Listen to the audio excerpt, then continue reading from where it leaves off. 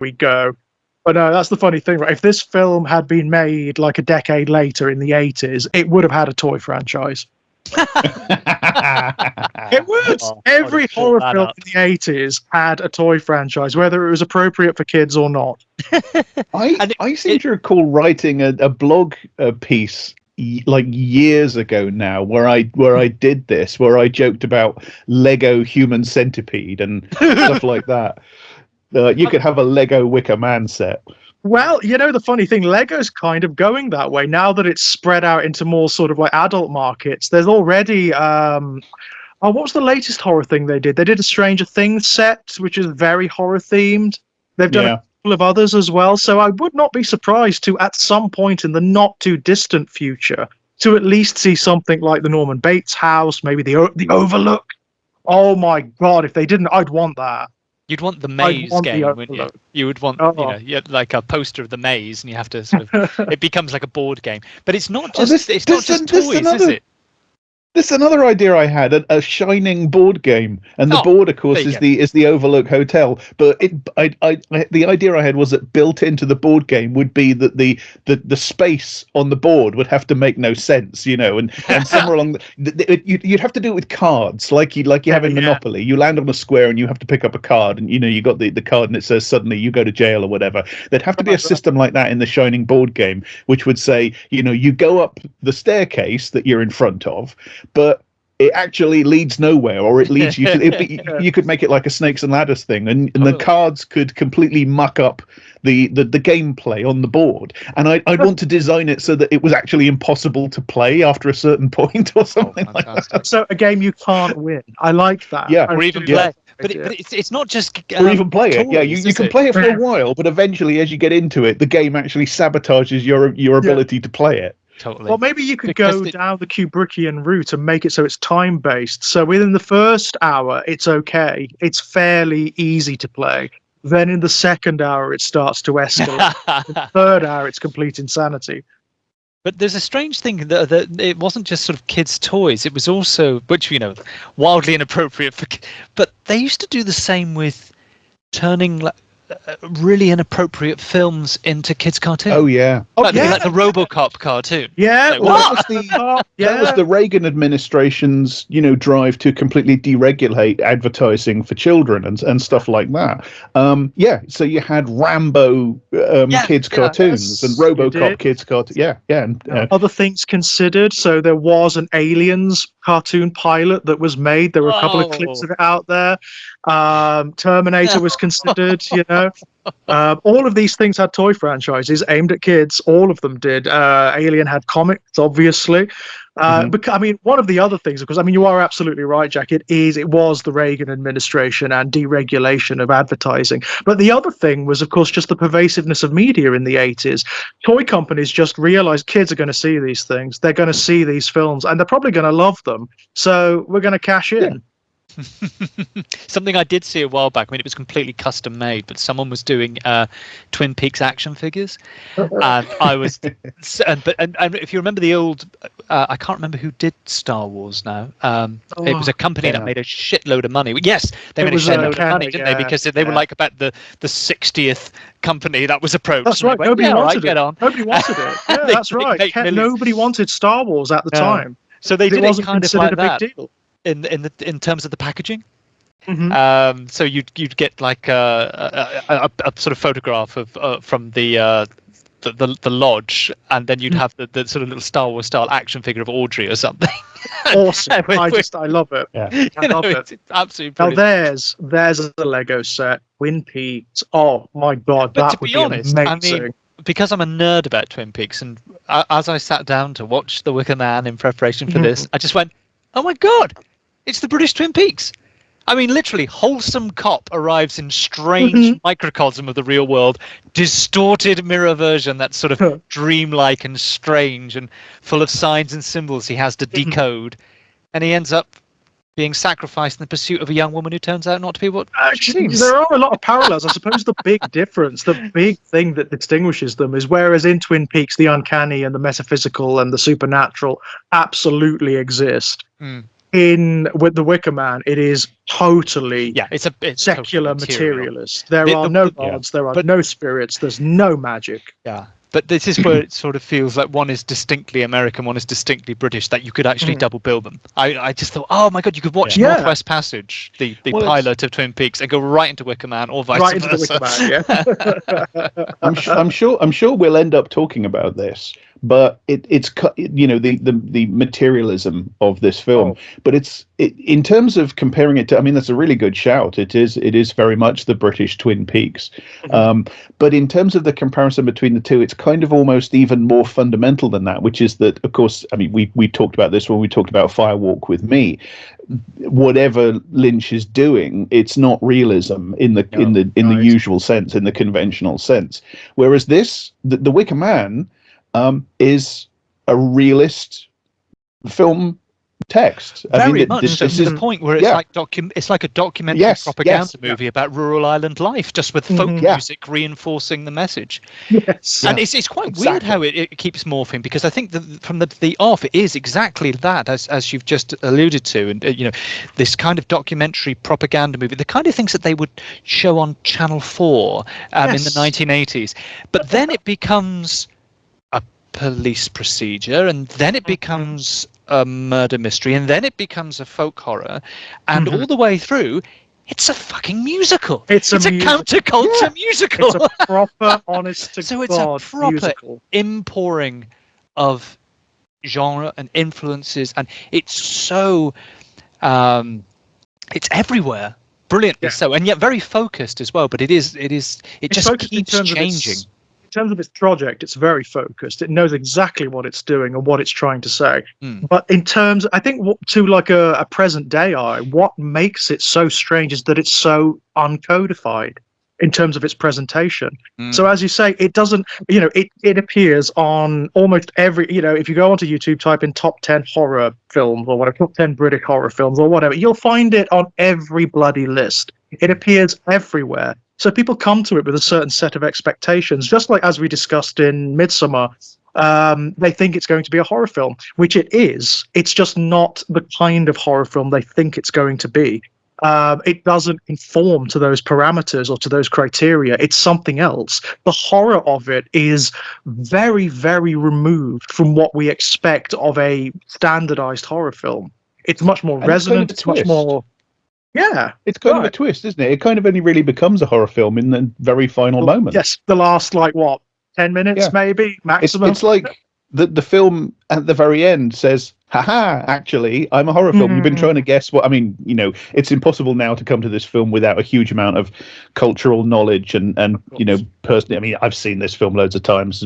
Most people like us have, and it's got a huge cultural footprint. So you come to it with all this baggage attached. Absolutely. But in terms, if you just try to read it head on, and take it at face value, what it's saying all the way through to you is, what kind of film do you think I am? What kind of film am I? Right. Go on, guess. What? Guess. And then, at the last minute, it kind of says, "Ha! I'm a horror film." Which again very much preempts what Lynch was hitting on in Twin Peaks. Where is it a soap opera? Is it a police procedure? Is it a murder mystery? Is it something surreal and dreamlike? Is it a horror? Is it a thriller? What is it? Yeah, this is ahead of that, and it's not doing it as it's not doing it as self-consciously. But it is certainly it's a movable feast. Ho ho. It's just what it is, isn't it? It knows exactly what it is, and it doesn't really care about prescriptions of genre or type or anything like that. It just does what it wants to do, and does it very, very well. Depending on, with varying degrees of quality, depending upon which cut you actually see, because there are now umpteen million different cuts of this film out there, obviously. Which operate subtly but significantly differently. So the original theatrical cut, of course, I mean that it is a part of what makes it so interesting is that not just the film itself, but the controversy surrounding it. So I mean, it became almost like an urban myth in horror circles for a brief period before the advent of DVD and for the internet, and before people learned exactly what the truth was, and then the final cut came out, and so on and so forth. So people didn't know. I mean, Christopher Lee is part of this as well, because he's been very evangelical about this film. since filming it. You know, he's always said that it's his favorite project. It's his favorite role. Lord Summerisle. He was more creatively involved in it coming into being than I realized as well. He was part of this sort of team of people who were creatively, you know, the prime movers behind it, which I didn't really know until now. Yeah, and the marketing as well. I mean, he was so invested in making sure that this film was seen. He was so proud of it, which I imagine is why he became quite angry in the aftermath, because it didn't do terribly well when it first came out. It was not, I mean, even before it came out, the distributors, the people responsible for the money were not very happy with the final product, by all accounts. There was a screening for the investors, apparently, and they all stormed out. Yeah, because they were like, well, where's the cavalry? Where's the happy ending? Well, exactly that. And I mean, you know, this is classic stuff.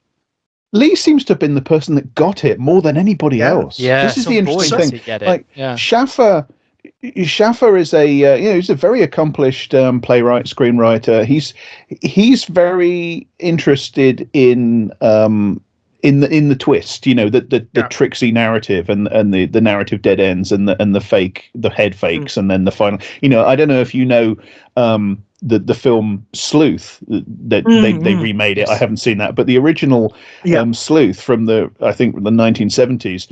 Haven't seen that in years, but when I was a kid, I was obsessed with that movie. I used to watch that over and over again. I loved it.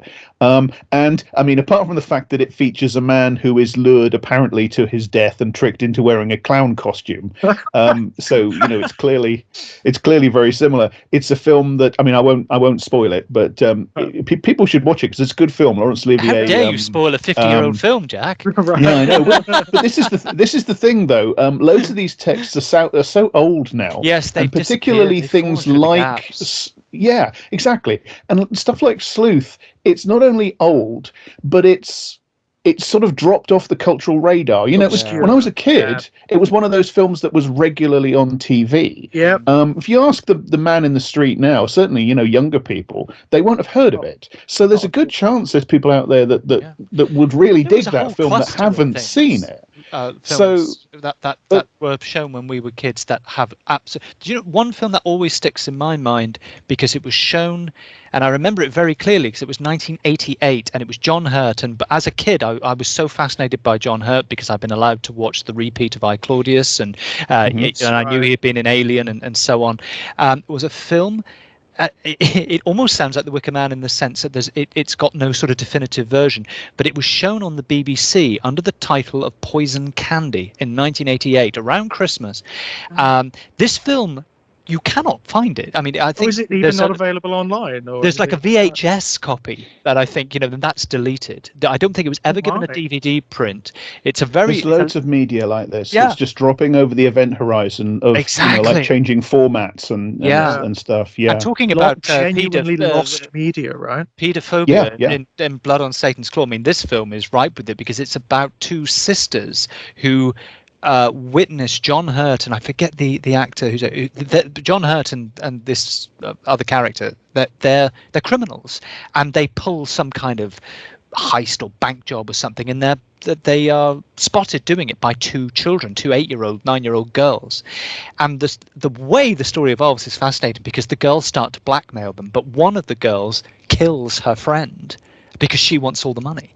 This is ringing a really serious bell now. I am wondering if we had this. Film, and it was shown, as I say, 1988, around Christmas, and I was rather like you with Sleuth. I was sort of fascinated by this film because I was around that age as well. So there's these girls, you know, who one was sort of like incredibly psychopathic. So it was sort of like really oddly fascinating. But it's gone. And you know, John Hurt's a big actor. I really want to see that. Me too. But it's not.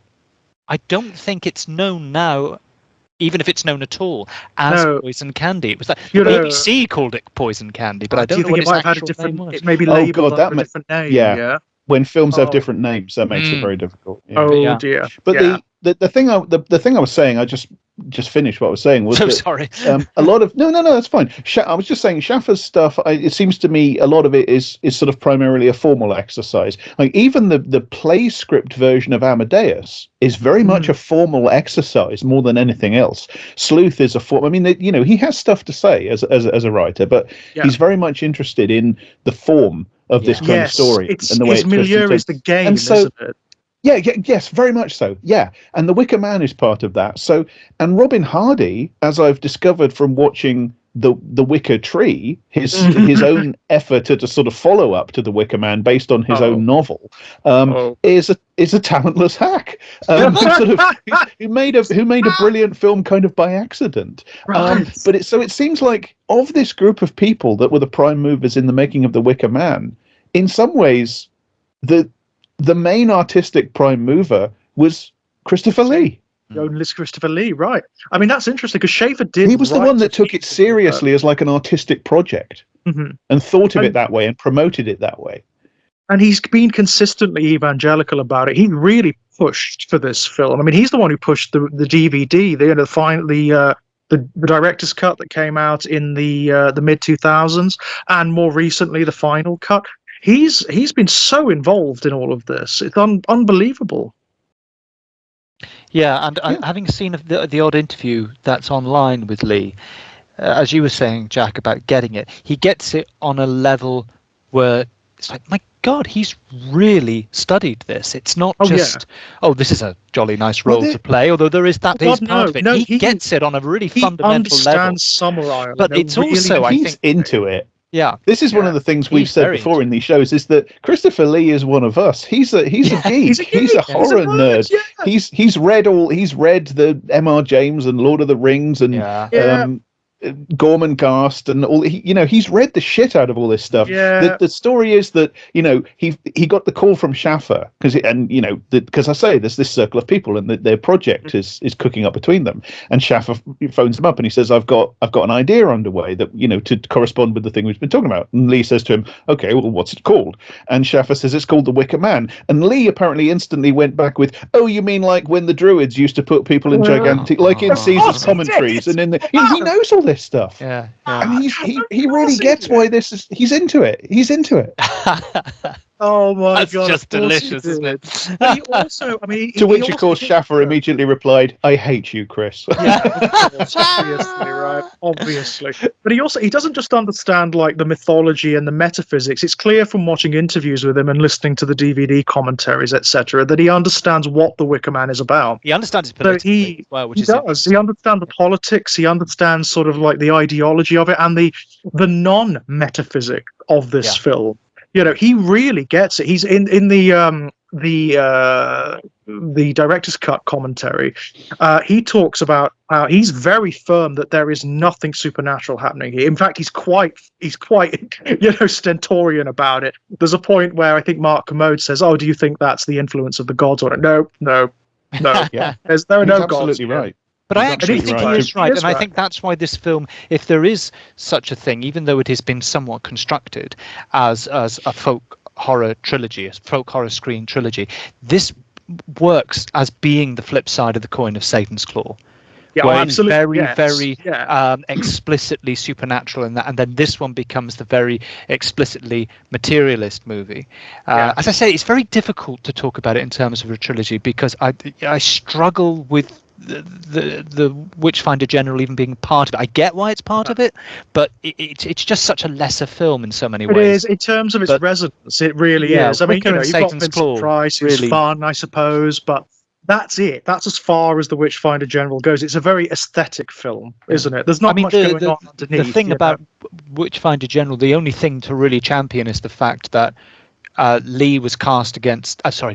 Price was cast against the director's express wishes, and the director told him so on the first day. Oh yes, and because he wanted Donald Pleasance. Right? Yeah, he wanted. Yes, and rather liking the idea of the underdog having his day, and the fact that Price, who was clearly hurt by it, but at the same time did put a lot of his standard approach to things, which is glorious and wonderful and entertaining. But he was an old ham, and putting a lot of that to bed to try and be genuinely So the only reason I ever think to go back to that movie is just to see an actor who's like, right, okay, you don't want me in this. I'm going to pull out every stop, but not in the way I normally pull out the stops. Yeah, I'm going to make this like my starring role. Yeah, I don't care if you don't want me. I'm going to make it brilliant. I'm going to make you sorry that you don't want me.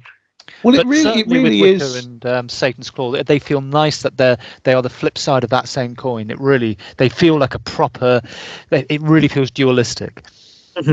I actively dislike Witchfinder General. It's not just because I find some of the torture sequences too much to cope with. I mean, that's the main reason. I just hate them on a visceral level. I can't watch them. But I hate it on a deeper level than that. It's a nasty film. It is in a totally sort of non-constructive way. It's just nasty for the sake of it. It's got nothing to say. Well, the whole thing really sort of predicates on the idea of you feeling. It is in its ways quite a fashy film. It's you feeling an expression of satisfaction because the young man gets to turn the tables in a really horrible way at the end. The Ian Ogilvy character. That's the whole purpose of the film, is just to give you a kind of primal sense of yes, justice was done, but it's there's also incredibly violent exploitative. There's an exploitative nature to the film as well. It revels in its torture. It revels in its nastiness. It is like one of the earliest examples of torture porn, really, isn't it? It's how I felt about Reservoir Dogs. You get to the end of the grueling scene where the guy is torturing the cop tied to the chair. And you get the release when suddenly out of nowhere the whatever his name is, the character that's doing the torturing is shot by Tim Roth, who you've forgotten is in the room. And I remember the first time I ever saw that film, and I remember getting to that point, and I remember thinking, okay, I see what you've done there. I see why you did that. I see what you've done. Why? What's the point? Where does that get us? And I'm not a Tarantino hater. I like a lot of Tarantino. Reservoir Dogs is a movie I have no time for at all, for similar reasons. I just don't. I feel like it's kind of adolescent in its nastiness. But the thing I was saying was that Witchfinder General. One thing I do like about it is that it is Vincent Price saying, actually, I am a good actor. I am a good actor. I can really do. I can actually act. I can't. It's not just that I do the Vincent Price thing. I can actually act. And in a funny way, it's a bit like it reminds. It's like Nick Cage. Nick Cage does the same thing. Yeah. Nick Cage. We'll probably be talking about him a little bit. Oh, we'll be talking about Nick Cage. We will. Nick Cage can turn it on and turn it off. And when he turns it off and he just goes for it seriously, he's actually a pretty fucking good actor. He's pretty good. Yeah. He is pretty good. There's a couple of examples I've seen. I really liked him in the recent the Color Out of Space adaptation, where he is. Yeah, he's good in that. He's good in Mandy. He's very good in Mandy. What a film! Whoa, yes, he's very good in that. He's not good in the film we'll probably be discussing this, but then again. Nothing glorious in the film we're going to be discussing. Come on, it's fair. He's like not good but fantastic. It's just one of the great bad performances in cinema. Yeah. We'll get there. But no, it is interesting, isn't it? Because we talked about Blood on Satan's Claw, which is a film where there is just unambiguous metaphysics from the very beginning. There are curses, there are demons, there are monsters, there are entities and forces that act upon the world, which are mysterious and which have no explanation. And then you have. I really like Eliot's idea of, like, instead of the folk horror trilogy that we talk about in culture, instead what we actually have is a folk horror duology, where the two films, Blood on Satan's Claw and The Wicker Man, are they are set in some sort of strange way, but they are also antipodes to each other. They're antipodes. I really like that. Absolutely, because in The Wicker Man, of course, you have the exact opposite. You have a film which is obsessed with the imagery and aesthetics of religion and of metaphysics and of spirits and demons and gods and entities and magic, and none of it actually exists. Like, it is so brutally materialist, and that's where the horror comes from, of course. That's where we've come out of. They're both around about the same time as well, and so they're all picking up on similar things that are in the air, and then doing them in these strikingly different ways, even though they are ostensibly of the same genre. But watching them just a week apart from each other, and you think, well, we've come out of that counterculture 60s thing, as we talked about last time.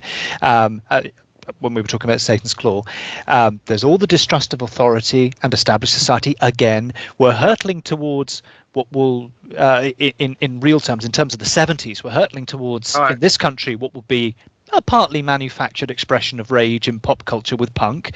There's shitloads of occult witchcraft, protest music dropping out, radical politics, new religions in the air in the late 60s and throughout the 70s. But yeah, whereas Satan's Claw says, right, stop that, it's silly. Let's have a bit of order now, thank you. Wicker Man goes on a different. Wicker Man goes on a different pathway. It says, careful you don't exchange one problematic thing for another. The woo might not be the answer to very real issues with the ruling class and the establishment. It isn't a straightforward return to order or the heathens will destroy everything scenario. It's a look at these things closely and see how they reflect one another and both do people harm scenario. I think the deck is slightly stacked, but that's basically what we've got here in relation to Satan's Claw, I think. It's almost like whereas Satan's Claw is about ruptures in history, the Wicker Man is several steps on. It's about the end of history. It's about the failure of our ideologies. I mean, is it 73? Is it 73? I'm not sure. But it's early 70s. It's because early 70s. I mean, if it's 73, yes, it's 73. Well, you know, that's kind of the year that neoliberalism's birthed. Right. Exactly. End of history is kind of birthed in. Everything has failed. Right. This is what it's about. You've got these in Chile of belief and of culture occurring, and none of them go anywhere. It's not a case of one of them is better than the other, or one of them is correct, or one of them is right. It actually, by the end of the film, just doesn't matter, and that's the real horror of it. That final shot I know we're hurtling ahead, but that final shot in The Wicker Man is one of the most desolate, cold, quietly despairing and horrific shots in a horror film I've ever seen. Because it's not just that no angels descend to help Howie, and there's not even like secular salvation. So it's not like his allies, come over the horizon to save him from the Wicker Man or anything like that. There's nothing. No, there's nothing. And not only that, but the people of Summerisle, whose plans go just completely according to design. I mean, they're screwed as well. Too. They're screwed too. Yeah. Everything. Their materialist desires here. They're trying to imprecate the gods to bring their crops back. It's not going to work because we know, as the viewer, there are no gods. There are no gods. They were duped, their ancestors were duped early on by Summerisle's ancestors into these beliefs. So there's kind of a backhanded acknowledgement of that in the way that Summerisle particularly seems to accept the reality of the Christian God and Christ. He doesn't say we don't believe in the Christian God. He doesn't say we don't believe in Christ. He says that God had his chance and he blew it. He says that you will be a Christian martyr. You will sit on the right hand of the saints. He seems, and that's the strange thing about that kind of.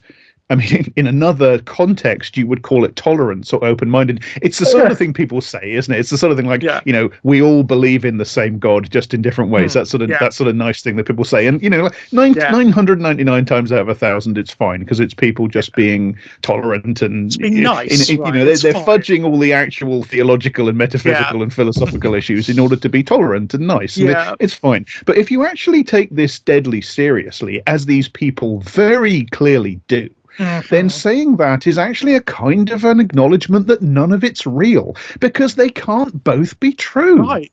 But this is the thing about Summerisle, isn't it? He is such an interesting character. I can see why Christopher Lee was so obsessed with playing this guy, because he is that all the way through. He seems to hold contradictory positions at different times in the film, and yet he is, for my money, he is totally sincere when he espouses them. So earlier on, you get that wonderful conversation he has with Howie. In some versions of the film, that's the first time he's introduced, when Howie goes to the Summerisle estate and speaks to him and learns about Summerisle's ancestry and the history of the island, and why there is this the Victorian experimental agronomist that I caused the whole. mean- I love that so much. that is so good, because it ties it to industrialism and to secularism, doesn't it? The Industrial Revolution, frighteningly, and, it's all imperialism, and it's all based on something that's got an atom of truth in it, because Lord Summerisle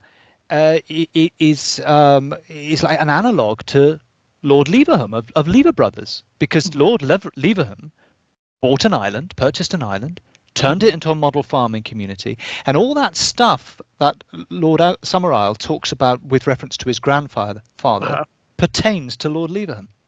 Right, so it's got a historical connection. You know, there's a story in there. Yeah, it's so fascinating in terms of the character, because Christopher Lee, Lord Summerisle, he explains this very eloquently to Howie. He is aware of the history. He is aware of how the renewed pagan beliefs on the island were synthetically introduced by his grandfather as a way of modifying, of pacifying social controls. It's a cameo of the entire Victorian imperialist project. You literally rock up at the island and you say, "I own this place now," and you say to the natives, "You're going to grow the stuff that I'm going to, you're going to use my scientific theories, and you're going to have the religion that I impose upon you, and you're going to grow the stuff that I want grown, and I'm going to take it away and make money from it, and you are doing it all for purposes of social control." Yeah. Yes. It's very interesting as well, because I think a lot of it actually comes up through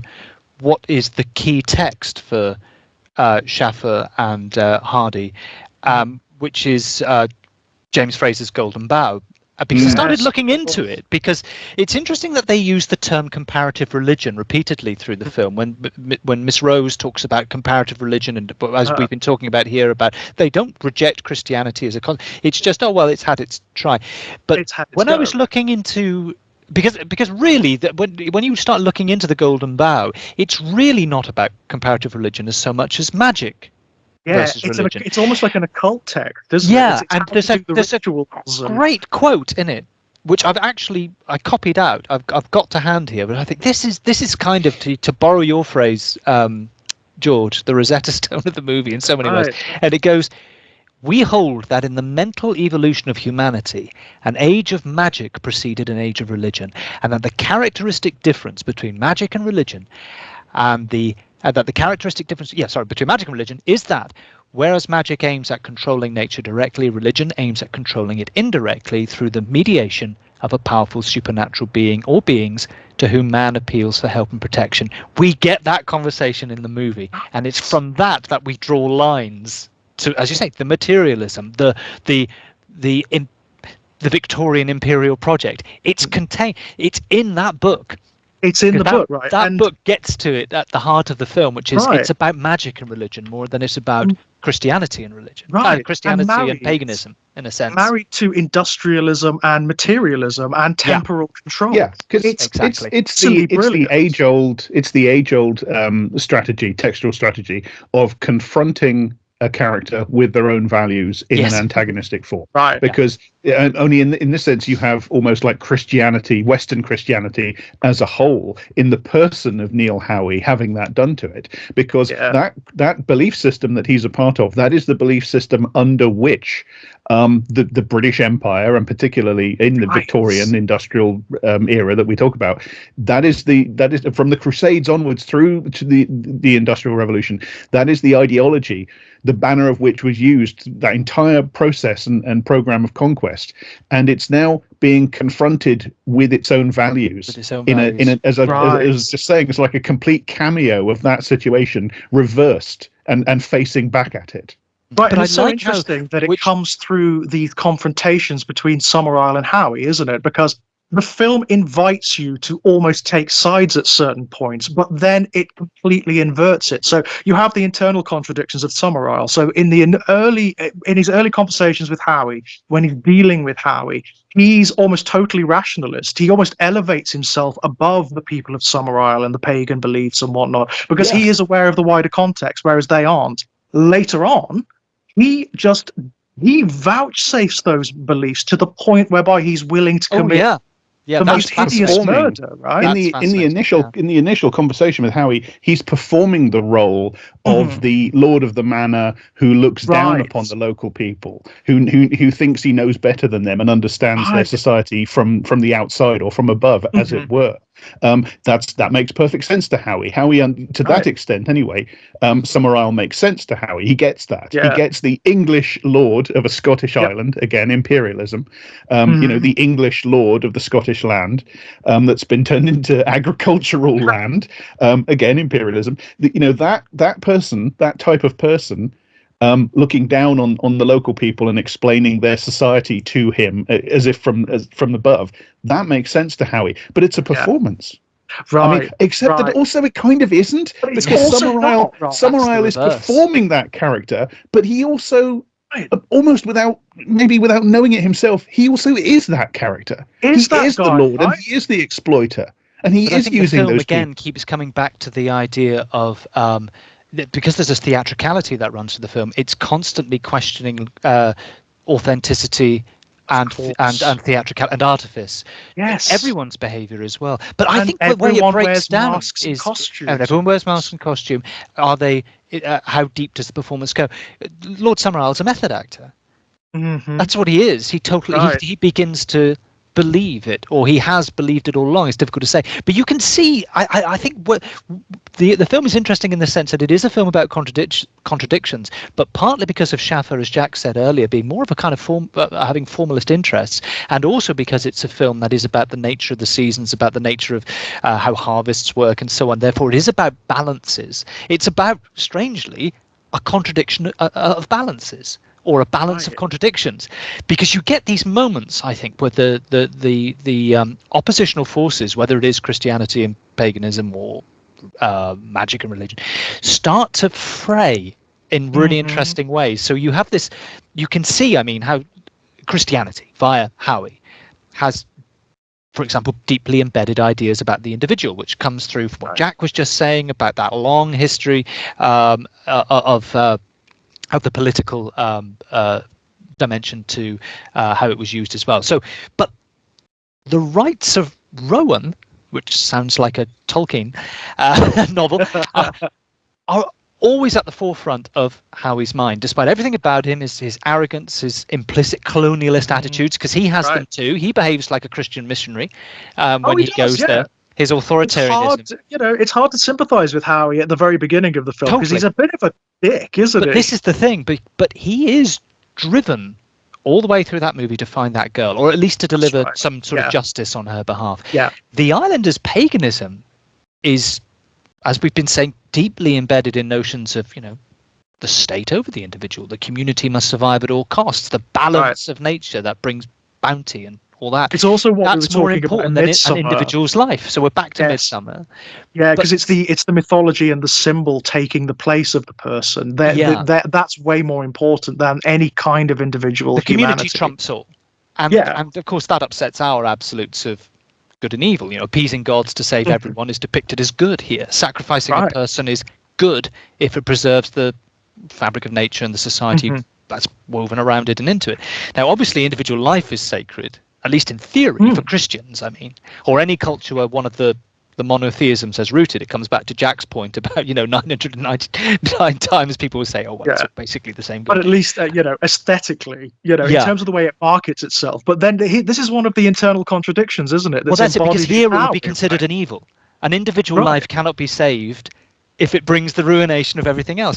But this society, of course, again, extending through the political dimension that we've already mentioned, is incredibly feudal. Lord Summerisle owns these people. He sits at the apex of that society, and he gains the biggest share of its surpluses.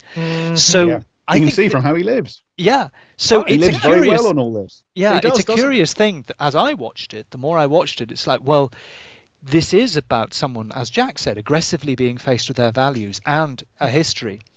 And yet, I think now I've watched it for whatever time I've watched it, umpteenth time. On this viewing, I thought, for everything, I'm kind of Team Howie this time. That's with a lot of caveats. It's interesting, but I think that's where it does. The the same contradictions that Summerisle expresses on a sort of more longitudinal basis across the space of the film, Howie has in microcosm at the end. So when he's bargaining for his life, basically when he's going through the stages of desperation, when he realizes he's going to be murdered by these people if he doesn't get out somehow, he starts out with relying on his faith. He talks about, I'm a Christian and I believe in resurrection, blah, blah, blah, blah. But when the wonderful rational irrationality of your magical beliefs won't work because I don't believe them. Right, but mine will, right? But mine will. Exactly. But when he sees the Wicker Man, he starts to bargain in a different way. His language changes to that of the rationalist. He dumps his Christian beliefs completely. Once he has the horror of the sacrifice, he's away from his religion to scientific fact. But isn't it interesting how, unlike Howie, Lord Summerisle knows the island religion is expedient. It is, as Jack just said a while ago, it is social control. It is a way to frame their lives. It's built around harvest. But he gives into it, either, as we said, performatively or absolutely, as seems the case on the cliff. So in a sense, both know that their religions are really about, including the limitations of those religions. They're ways to live a complete life. They're not ways one can live a complete life by. Because if they were, Howie would be able to stick to his text to bargain with, but he doesn't. He steps outside it. Lord Summerisle does the reverse journey. He starts by actually putting the materialist argument and then seems to become an absolute cultist by the end. I just think that Lord Summerisle compartmentalizes his religion and his politics and everything far better than Howie, who is a victim of where his secular and religious allegiances conflict. The other really interesting thing, of course, is that Howie does switch from being a pious Christian to being a hard-headed rationalist when he's trying to say, don't you see that none of this is real? It's like that. It's like that thing. I mean, not to get all new atheists. And aren't they meant to be non-overlapping magisteria? I mean, not to get all Dawkins about this, but it is like that thing where an atheist is just, every religious person is an atheist for all the religions except their own. Everybody can see that the other people's religions obviously aren't true, but that mine is obviously, mine is true, but yours. But it is. But at the very last minute, when he's faced with actually the fact, I'm going to die, I'm going to burn to death, he switches back again, and he doesn't just go back to where he was. He goes full crusader. He goes full Old Testament prophet. You can tell he does as well, because he actually falters on onward Christian soldiers. He can't get through it, and then he starts going back.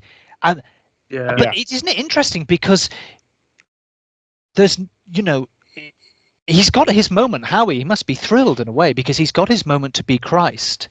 Right. This is what Summerisle tells him, isn't it? Where is the forgive them, Lord, they know not what they do? Exactly. It's absolutely thumping Old Testament blame.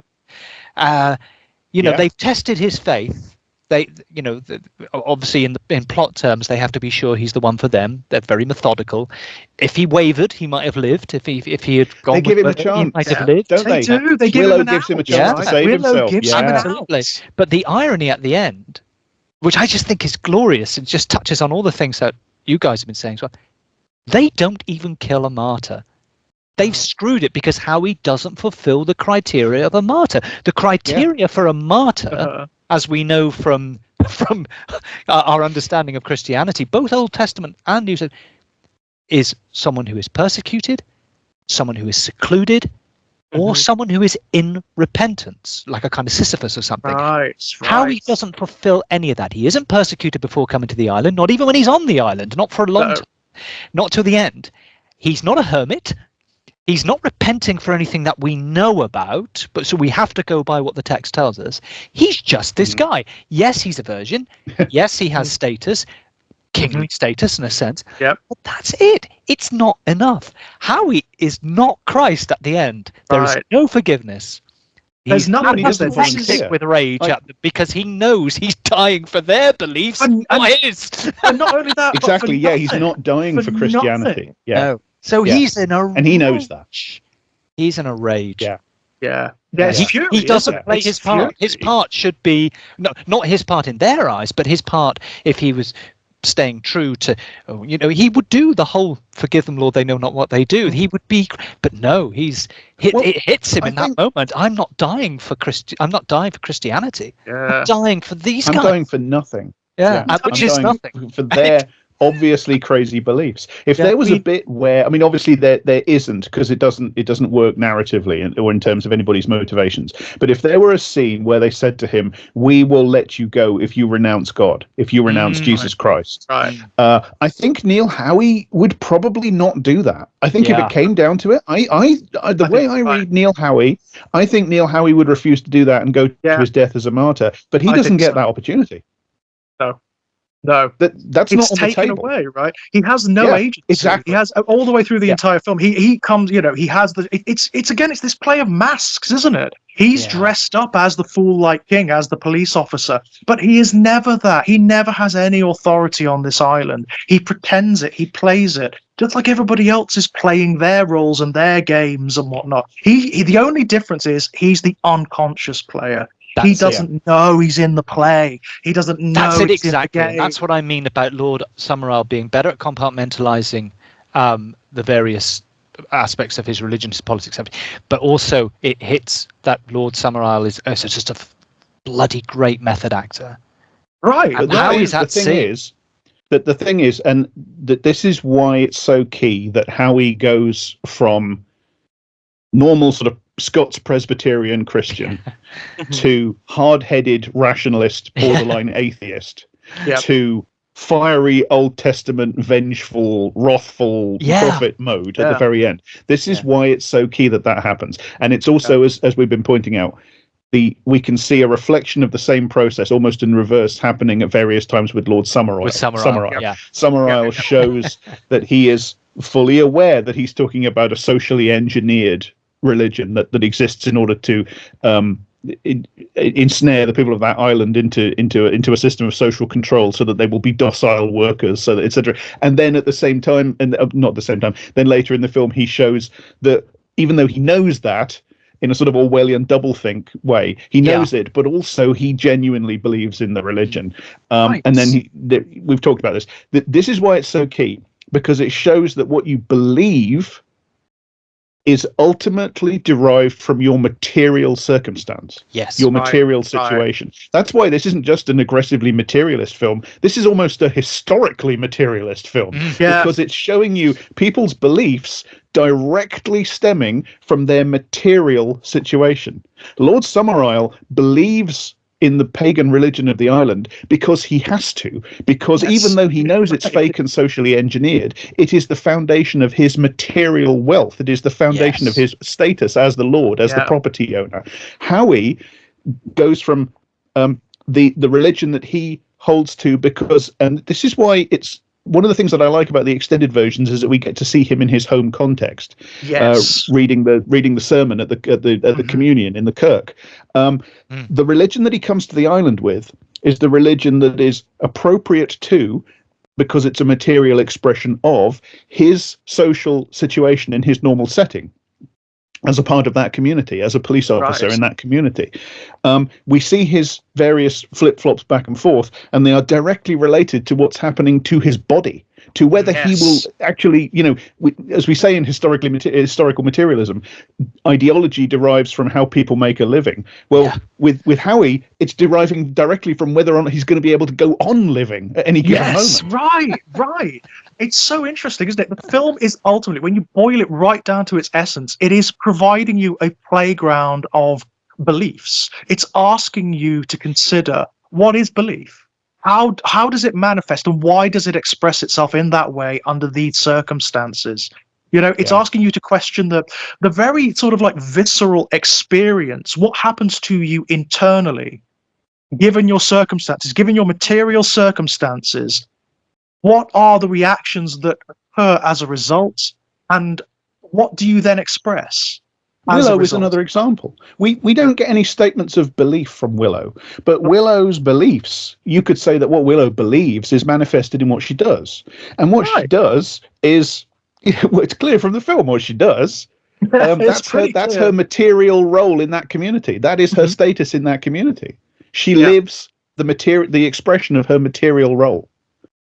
It's so interesting, isn't it? In this community that proclaims to be so metaphysical, to be so religious, that almost It's the every exact element, opposite. it's the exact opposite. Almost every It's element aggressively, rudely material. rudely materialist, to the point whereby the whole thesis of the film, the Wicker Man, the sacrifice, it's about courting the gods to provide material things, to provide make the crops work. Yeah, the yeah. apples. It's industrial. And what do we know about the apples? What do we know about the apples and the crops on Summerisle? What do they do with them?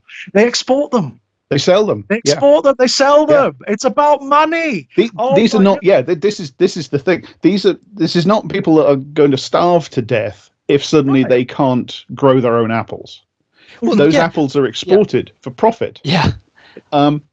So we're not even talking about, as it was with ancient human beings, that they, as far as we know anyway, that they derive their ideology, which takes the form of mythology and religion and stuff like that, from the material way in which they literally feed themselves. It's not even that. It's derived expressly from imperialistic and capitalistic trade relations that pertain on that island, that were put there by a Victorian imperialist capitalist.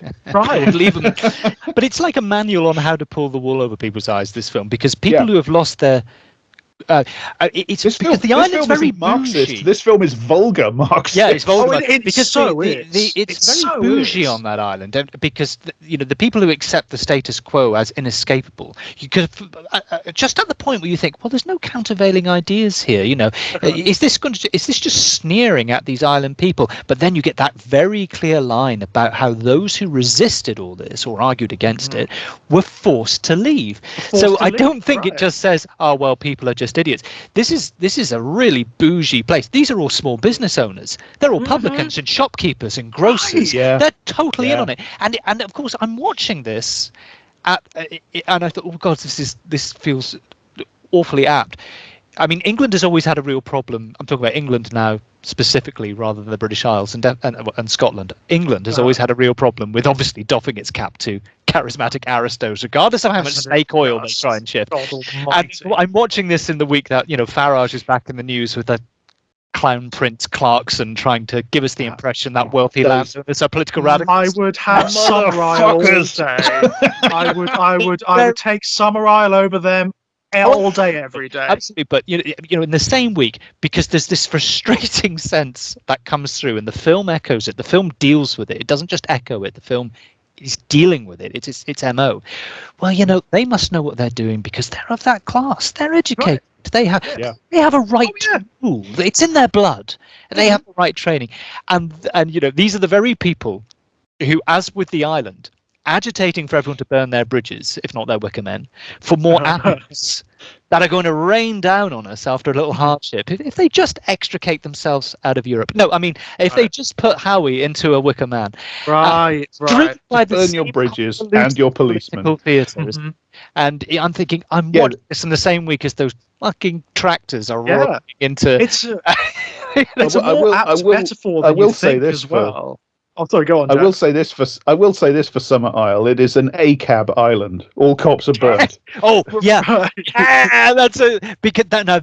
That's a wrinkle I'd really like us to talk about at some point. I mean, so amused that the community gets a policeman, because on the surface of it, it really does look like a sort of the film. I mean, looks like a sort of direct attack on the, ideological reinforcers of modern capitalist society. Right. And he's bullying, and he's an authority figure, you can, there's seemingly on the other side of things, there's this kind of anarchic hippie dropout community. Everyone's smiling, and they're against having sex and enjoying themselves, right? Yeah, having sex in public. Right. It doesn't champion him, but it shows things about him, as I say, I think that are laudable. It doesn't champion the islanders either. Nope. They're not a micro society resisting liberalism or capitalism. No. Some of the ways that this film was received at the time, they are, as we have said, a feudal hierarchy. But what I couldn't escape watching it this time is, I think, either consciously or unconsciously, Schaffer, to a lesser extent Hardy, but probably Schaffer, are maybe playing with generational perceptions. This is 1973. It's very easy to imagine great generation seeing this and rooting for Howie because he's against all that stuff that they hate. Yeah.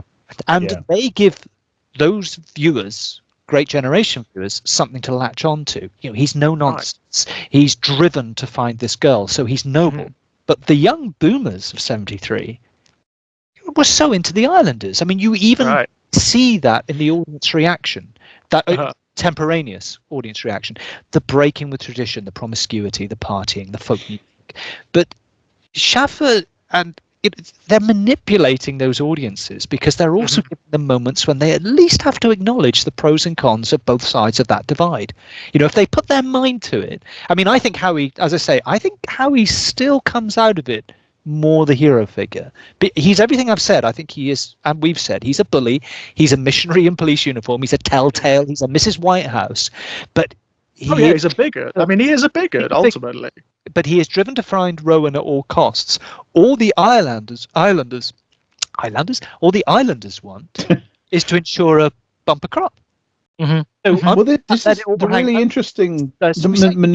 interesting maneuver that the film pulls is that it collapses the distinction because everybody on this island, be they one of the long-haired youngsters in the pub, singing around a guitar like a bunch of hippies, or in the street having sex with each other in public, or be they the landlord or the old chap that runs the chemist shop, or the little lady that sells sweets in the sweet shop, or the lord of the manor, or the school teacher, they're all part of one community. They are ideologically hegemonic. And that's why it's saying the distinction is actually a false distinction. It's a false distinction. Absolutely, yeah. But I would love to have been in a cinema in 1973, and a cinema that I don't know who went to see this film, and probably if it was marketed as a horror film, it probably would have been a younger audience. But I would have loved to have seen elements of Great Generation and Boomers in that audience together. They would have been watching two completely different films. Right. I mean, that is interesting, isn't it? Because that's where the exciting part of the film emerges. And I think actually it means that this film, in a way, has more resonance now because we've got that distance on it. That we can actually see in the gaps between those generational conflicts. Yes, and historically, we've actually come to the point where its message, whatever, it's I use its message colloquially, I don't believe that films have messages per se, but its resonance, if you like, is even more profound now. That great emptiness, that vacuity that's at the heart of it, that's so horrifying, where there are no good options here, where everything has failed. Belief itself has failed. It's an anti-dogma movie, really. Right. I mean, that is. That's overly reductive. Well, if you've got to come away with something, it's an anti-dogma movie. It is an anti-dogma movie. It's almost an anti-belief movie in many respects. It is very cynical about the very notion of belief itself. There's almost a nihilism at the heart of it. All belief in this film is motivated. Fails. It's either it's all failure, and it's all motivated. It all derives from, as I say, material circumstances, how you make money, how the society you live in, your role in that society, or it's trickery. Loads of the things that Howie comes to believe in the course of the film are, he is deliberately manipulated into believing certain things.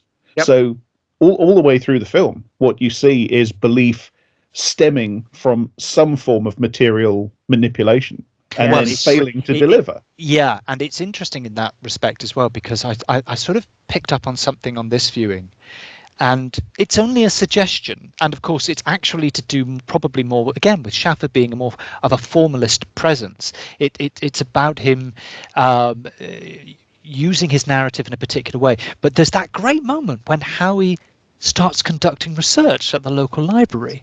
Yes. And right afterwards, everything in the texts becomes explicit. It's like the book has suddenly mapped itself onto the world. You get the sense of it being the next stage on from him journeying out of the world he knows anyway, which, as we said, we have snatches up at the start when he's in his own kirk, for example. And then into this island world, which has shown him scenes of what it's about, the maypole, the screwing in the fields and all that. But then all the major signifiers and archetypes, they pop out of the text and into the streets after that library scene. Yeah, the it's hobby like they horse that follows coalesce, him isn't around, it? Yeah. Summerisle in his black wig, the Joker. So it really gives a sense of how some of the logic of both worlds is entirely tied into texts, of course, religious texts. How he reads about comparative religion, and then the text generates it. It reifies it. Yeah. And once again, you get that deliberate mirroring going on, that comparative thing going on, because really the film does invite you to consider, well, you know, to his eyes, this is all absurd. It's a pantomime. It's ridiculous. And he says all the way through, oh, these people are insane. There's something wrong with them. More so in the director's cut and the final cut. And yet there is very little in their religion that's any less absurd than what's in his. Yeah, and that's why it's so. Well, Summerisle actually sort of points that out to him at one point. Yes, right. Yeah. I mean, it's so striking that, you know, as with Ari Aster when we were doing Midsummer, the reception of the film in some quarters was, oh, well, this is not only a pro-pagan movie, it's a pro-counterculture movie because it's against the man, it's against the policeman. Right. And it's like, whoa. Points missed. You are wrong. Seriously you missed. are wrong. Right? You're not. I mean, I don't think you're meant to have like a strong moralistic reaction. No, but you're not meant to be going, burn, you pig. You it's not what it's going for. You are not meant to take sides. You're missing the text there. As you say, it's not a moral position. It's about rather like I was saying about that kind of generational perception thing that might have existed in 73. What I'm saying is this film is very easy to be lulled into just taking chunks of it, not taking it in toto, and going, this is like utopian mystic, and particularly for that time as well. That whole idea of going back to that strong pulse towards a radicalism through reaction, that you would actually go back to kind of agrarian communes and things like that. But this film is not flattering about those things. It isn't trying to be that, is it? Any more than it is about Howie. Right. Yeah. It's the vacuity at its heart that allows for that, I think, because we can't, a lot of audiences do come to a film like this where it's been marketed as horror, thinking with a certain set of assumptions, and one of those assumptions is, there's going to be a good and an evil side. There's going to be sides to take, where there isn't here. Well, I think, it's wrong. It's wrong to burn people for your religion. The wrinkle, of course, the film isn't. The film is quite clear that the Summer Islanders are wrong to do what they do. The wrinkle, of course, is that it portrays their victim as the kind of person who, in a different context, would do that himself. Transport him back to the time of or just before Blood on Satan's Claw. He would be exactly the sort of person that would be hanging and or burning witches. Right. That is the wrinkle. That's what. Well, he is part of a religion that is based on human sacrifice. No matter how you want to dress it up. It's a religion that exists because of human sacrifice and because of an example of pain and atrocity that's awful, that's hideous. And maybe an extreme example of what you mean, Jack. I mean, this isn't really Howie, and that's to do with something rooted in Presbyterianism and his character. But there was a point in the film that I was reminded so forcibly of, because the film is, this pre-Christian pagan universe that Summerisle talks about. He keeps using things like the organic whole and balance, good, disruption, disharmony. Disharmony is evil. The last harvest is an evil because it's not gone well. Right. It's a natural disaster that has blighted, pun unintended, their lives. And immediately then my mind turns to things like, Pat Robertson and his goons saying things like Hurricane Katrina was God's punishment for homosexuality, and that's in a Christian context. Yeah. So this could be looked on as like one of those holdovers from paganism, certainly. But Howie, if not he himself, but there are certainly people that are in the society he is the avatar for, and with the religion that he is the avatar for, who will absolutely just totally reflect what's happening in Summerisle's world. They would say things like that. You see, the reason you didn't have your apples this year was because of LGBT people. Right. And we hear it. We hear American evangelicals this or that, doing this, whether they're Pat Robertsons or well, he does. He does that at the very end when he goes full Old Testament prophet. He says that the Lord is Yes, you're right. Yeah. Awake ye heathens, he shouts. The Lord has laid waste to your apples. That's right. That's why it turns out that you had that bad harvest. It was God's judgment on you for not being Christians. Yeah, he goes there. He ends up. Which, like 5 minutes earlier, he was in a totally different place, as we've said. Right. I mean, and this is another moral wrinkle in the film, which is the fact that everyone is a victim here, because we are all victims of history, right? There is this quiet desperation in the people of Summerisle and in Summerisle himself, right? This is their last gambit. What happens when it fails again? Yeah, I mean this is why it's very much rooted in its moment. You know, the early to mid 1970s, which is the point where it is becoming clear that the post-war long boom in the global capitalist economy is over.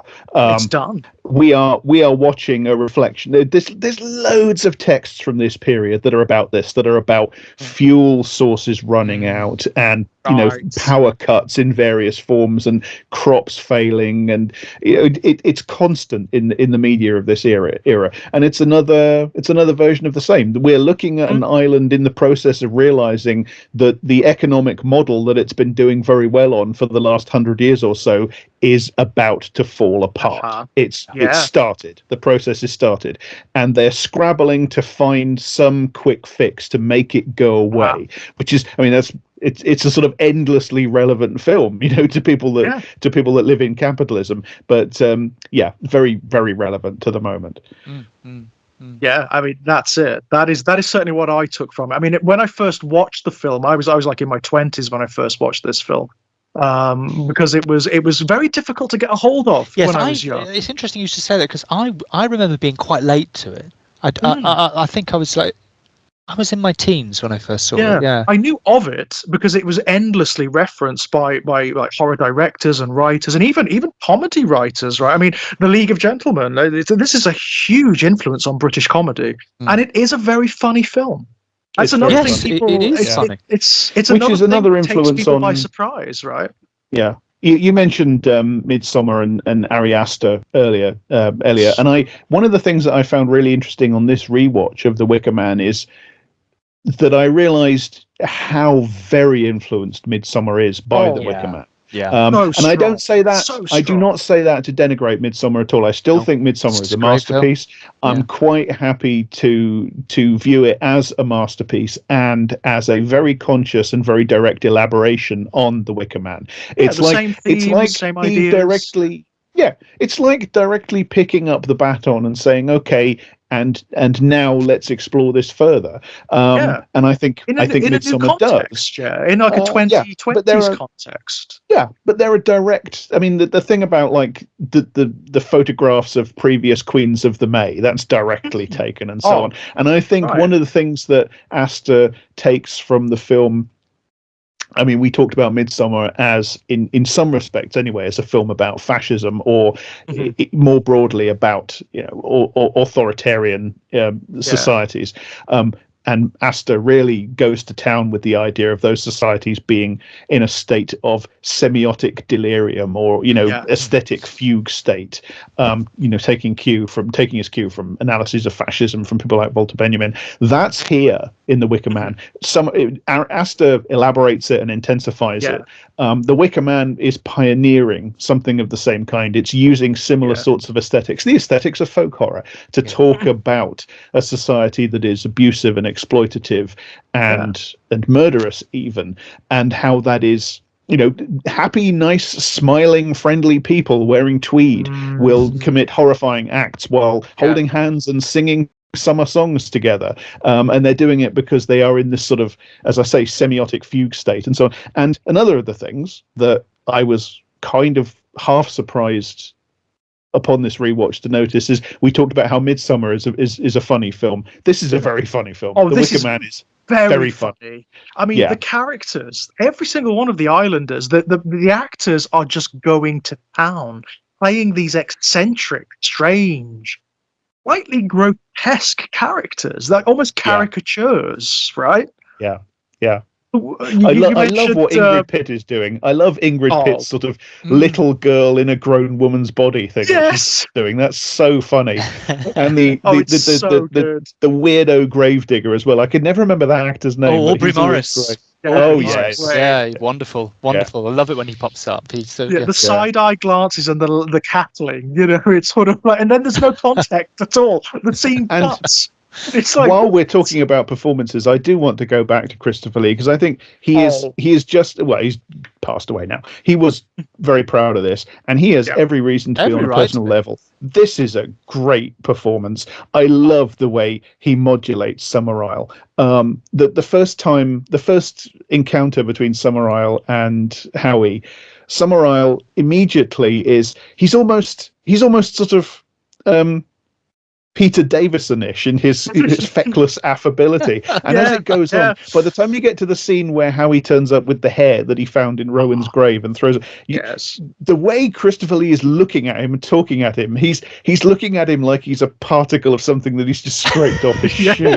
He's gradually revealing this cold loathing and contempt that he has for this man. He is so good in this. It's another example of how this character is sort of like contradictory internally, isn't it? Like, he is so affable to Howie, like when they first meet, to the point where he is unflappable. Howie's very insulting to him quite a few times, actually, about his core beliefs, And he starts off like Bertie Wooster, and then he turns into Dracula. And also, again, he's very funny too. Yeah, I mean, his performance is really. Obviously, by the end, it's hilarious and yet sinister at the same time. When he's got his wig and his tennis shoes and his skirt and whatnot, it's very funny. The image is very, very funny. The context makes it sinister. Yes. Yeah, it's very clever. It's a very clever sort of dichotomy you've got going on there, which again has informed so much comedy in the 90s, for example, when the Wicker Man had a little bit of a renaissance. You've got things like Jam and the League of Gentlemen. I mean, the influence of this on the League of Gentlemen is huge. It's huge. I mean, Royston Vasey is kind of like a little Summerisle, isn't it? To the point where I could never get on with the League of Gentlemen. I never watched very much of it, but I know that there's a great influence. There are lines that are repeated because they're so centrically performed. So there is a line that Christopher Lee has towards the end. When Rowan is revealed to be alive, and she leads Howie on this grand chase, and they emerge through the cave. And then she runs to Christopher Lee on the cliff edge, and she says, "Did I do it? Did I do it well? Did I do it right?" And he goes, "You did it beautifully." That is one of Edward, like Tubbs and Edward. You did it beautifully, my dear. You did it beautifully, Tubbs. That is, and Reece Shearsmith is channeling Christopher Lee. He is channeling Christopher Lee when he does it. There are performances like that all the way through. I mean, Edward Woodward is fucking fantastic in this film. Because the great thing about Woodward is that he brings the authentic naturalism of the kind of actor he is in a world where it just can't exist. So even on that level, it works so well because he's exactly the right kind of actor to have as your leading man in this kind of situation. His reactions are so good because they're the reactions of that straight-laced character in this weird world that he's been thrown into, with these grotesques and these extreme figures that feel like they might have stepped out of like a comic book sometimes. Yeah.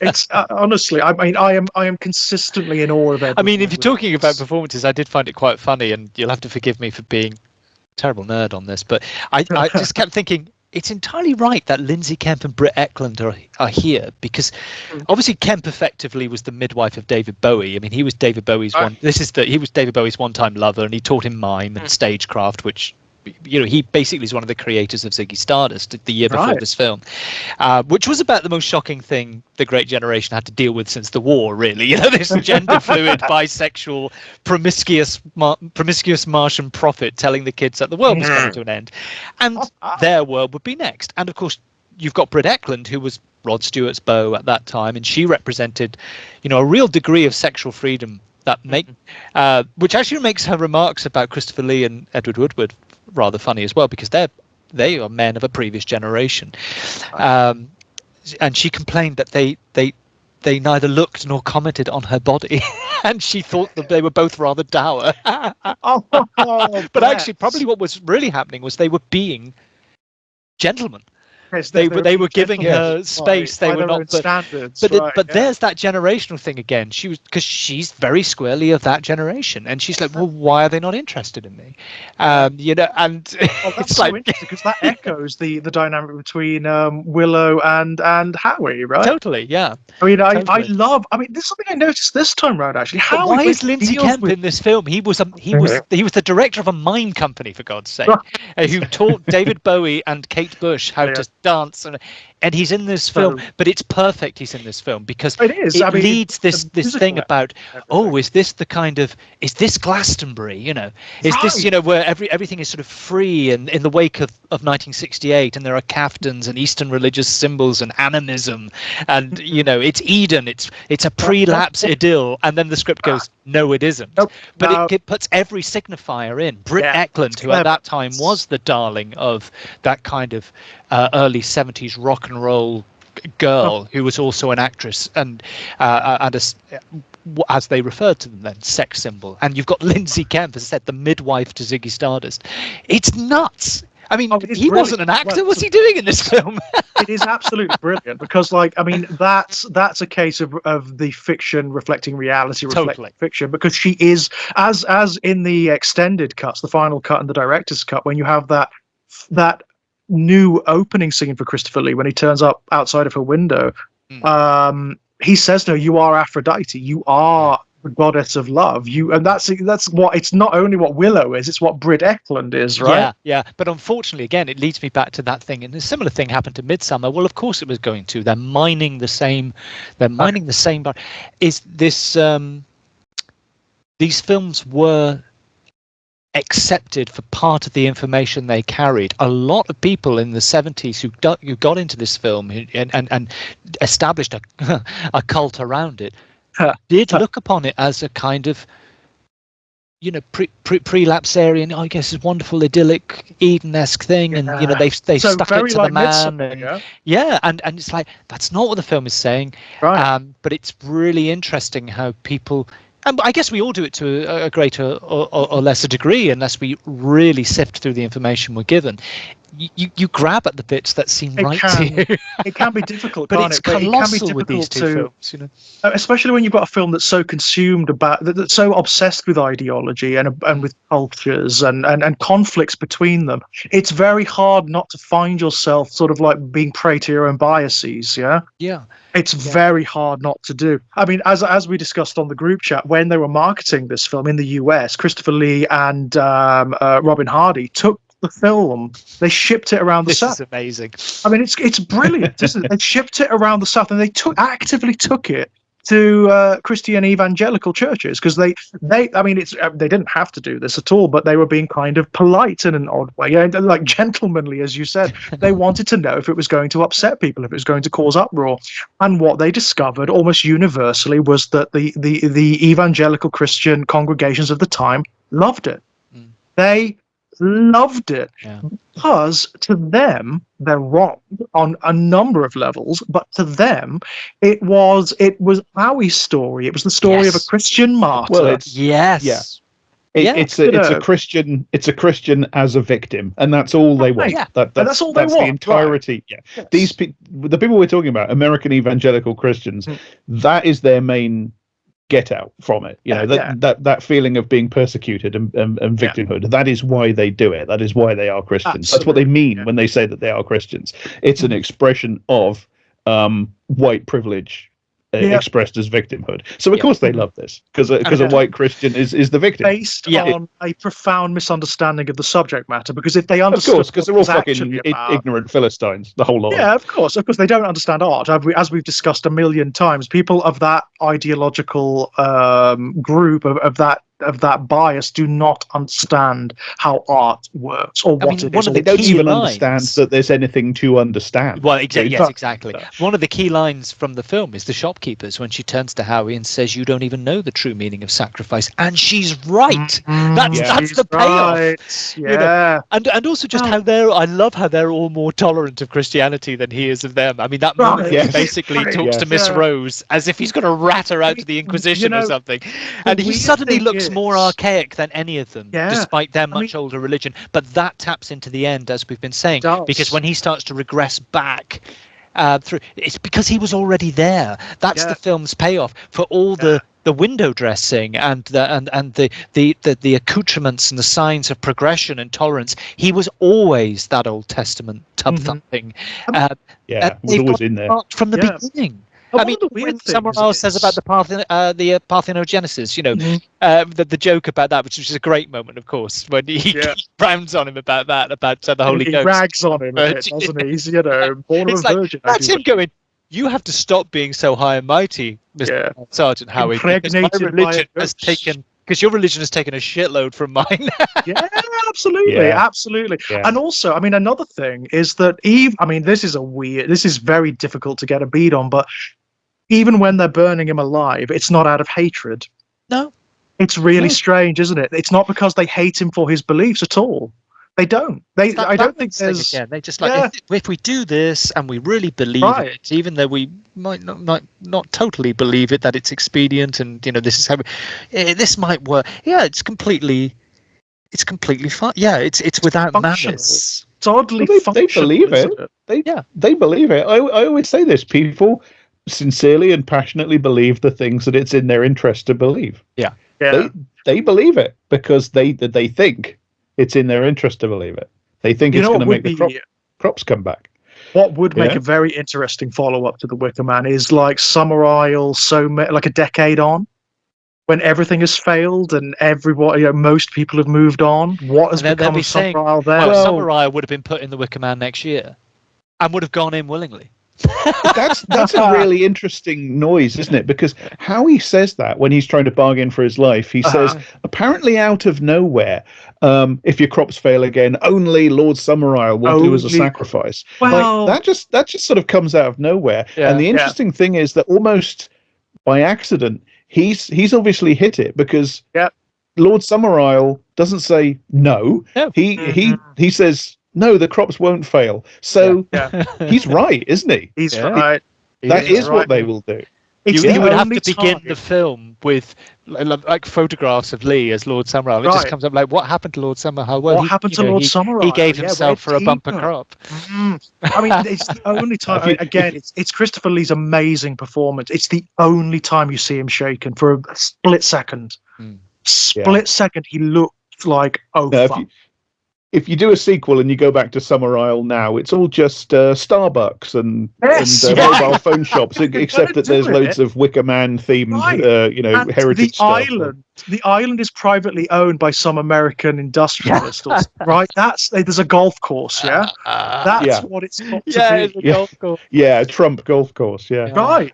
That's how you do it. But it's again one of the fascinating things about this film is when we I don't want to keep running with these puns, but you get the seed of something else because you've got this island which as we've said is he owns them. It's a feudal hierarchy, and yet what the film is also quite interesting on, as Midsummer is, because again they're mining the same area, is how patriarchal power is interestingly upended in this film. Considering he's like an absolute ruler, he is the top of the tree on that island, and he and Howie, of course, are the main forces in the film. But all that male energy, I was really struck by how it kept being subverted by the women we meet. Everywhere Howie went, there is a woman-led scenario or right or environment. Miss Rose's schoolroom, where his narrative keeps being undermined. Right. So you get the male hero constantly haunted or put on the back foot or corrected by women. Willow is sexually dominant over him. Completely. He doesn't know what to do the about Willow. Portrayal of sexual wooing. I mean, definitely in that period as well. So, I mean, that's total challenge to the male gaze as well. We're right back to Angel Blake. The power of a naked woman's body. I mean, it's a seduction as an assault, isn't it? And they even have Eklund breaking the fourth wall. Yes, she looks at the camera, doesn't she? So, I mean, for a hack, Hardy got some things damn right in this movie. Maybe it was fleeting, but it's that lovely thing wherein that there are seeds of of transformation, of change in what looks like a static political system. Just a total feudal, male-dominated, bougie system run by one man, and you've actually got the seeds of other things. The women pull a lot of power and control back. The shopkeeper has some very loaded lines. Miss Rose is a great character. She's got a lot of agency.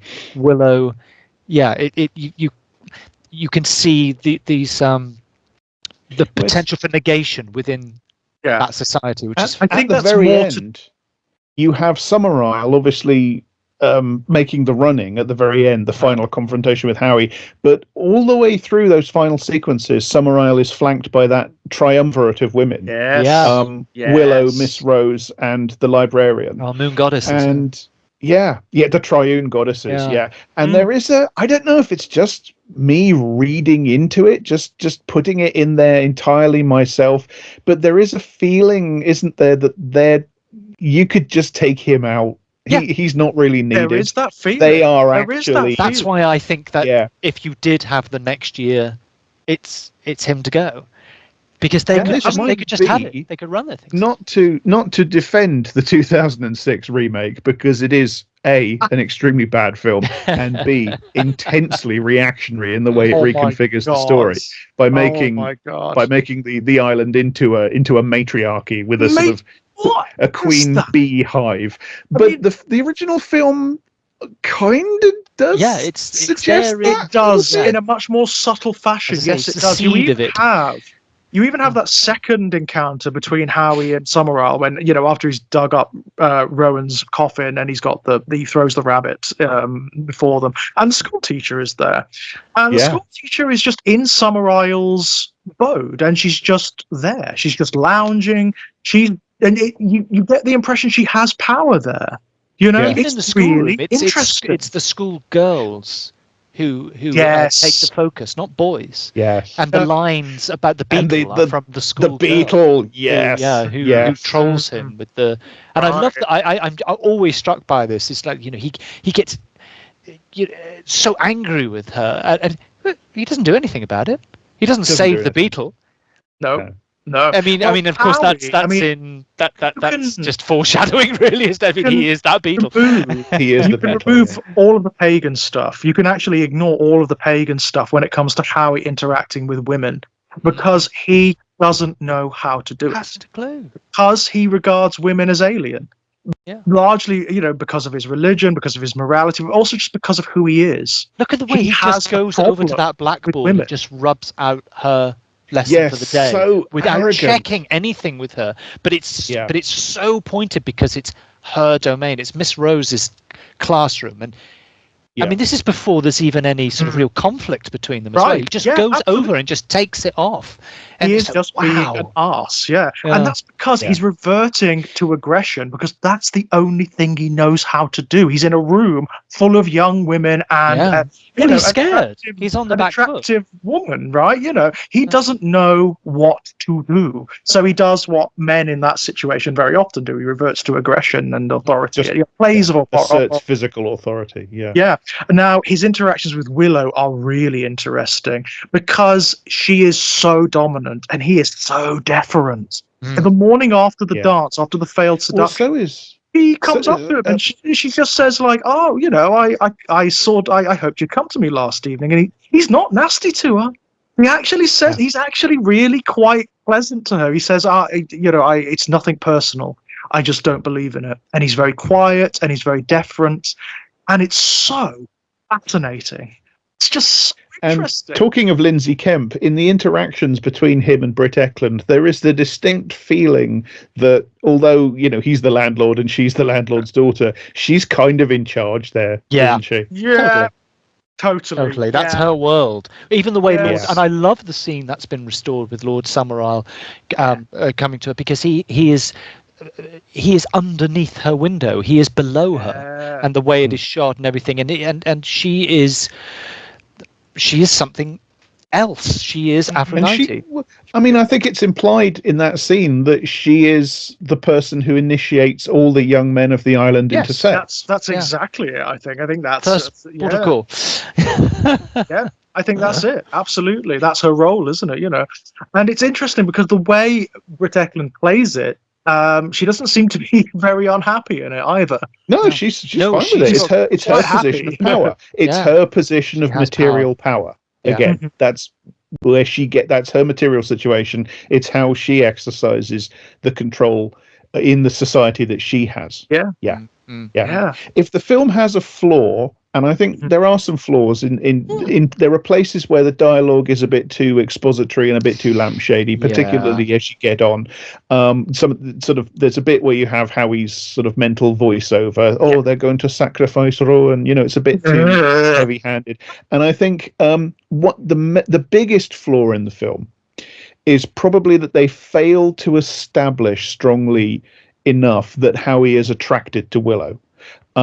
Because then you get the scene, the temptation scene, where Willow is calling to him from the next room, and Woodward's performance is fine. He's having an extreme reaction. He's obviously playing it as extremely tempted. He's physically drawn. He wants to go next door. He wants to go next door to see Willow. Very, very much so. He's physically distraught with sexual temptation, and it doesn't quite work because they haven't established in earlier scenes that they haven't established sufficiently clearly that he fancies her. I feel like there's a scene missing between them somewhere. It might be under the M3, unfortunately. It could be. She believed it could be. Yes. No, you are right. That it's a little too much, isn't it? And I get it because it is a bit. Britt Ekland's performance in that moment is really strong as well. It's really extreme. And so you do need something of an equal timbre to go with it. But it needed a bit more. It needed a bit more lampshade. A little bit more build up. We needed to see that Howie really has a boner for Willow that he's suppressing. Right? Yeah. And absolutely. We don't see that. No, that's true. And it does conflict a little bit with what we know about the character because he is apart from that moment, that instance, he is basically asexual, isn't he? Yeah. And then suddenly you have Edward Woodward sort of crawling around the room with his face up against the wall, sweating, and it's like, really? It's slightly odd, isn't it? I mean, I get it. I mean, maybe the idea was to contrast, right? So this is the reality. This is the repressed stuff coming out. Yeah. And that's fine. I'll go with that. Just in terms of the mechanics of the dramaturgy, it just feels like it comes out of nowhere a little bit. It does a bit. Yeah. It does. But I also do agree with the point you just made before. There were points where I also started to go, oh no, you're just pushing a little too hard here. Too hard. With the I say lampshading certain things and didn't necessarily need some of the voiceovers, where Howie is researching and whatnot. We didn't need that. You could just have Edward Woodward's performance. It's fine. Yeah. And glimpses at the book. We get it. We understand. Yeah. We don't need that. No, I agree. But by and large, I've always found this film very enjoyable. I mean, when I first saw it, I love it. I had the reaction which I think a lot of people of sort of our generation had of it. Where we'd heard of it and came to it with the assumption that it was going to be this profound horror film, and it turned out to be something very, very different. A horror film, certainly, but something of a different species. With a different, it's so much more interesting than that. So it's. I think actually one of the things that, I mean, I've grown to really appreciate it. I think I wouldn't say I was indifferent to it, but maybe perhaps part of my confusion when I was younger, when I first saw it, was a little bit too close to that era, and of course, that era had yet to age. Right, so I remember finding quite a barrier in a way that I did not find a barrier with, say, films from the early part of the 60s or the 50s or the 40s even, because I mean that was too distant to even begin to contemplate that they even existed as anything other than films. But the early 70s, because it's the period where my mum and dad were were teenagers and things like that, and as we've talked about drag factor before now, into different decades, and it was sort of simultaneously too recent but been such a leap on. The whole idea of that kind of countercultural hippy dippy folk rock thing had become such a joke by about the late 80s. It's not now. It's the height of cool again now. Right. It's come full circle, hasn't it? But any point between the sort of late 80s and early 90s, I think it is a little bit of a barrier to a young viewer who's of that period, because it's like, it's all a bit, and I think I felt like that at the time.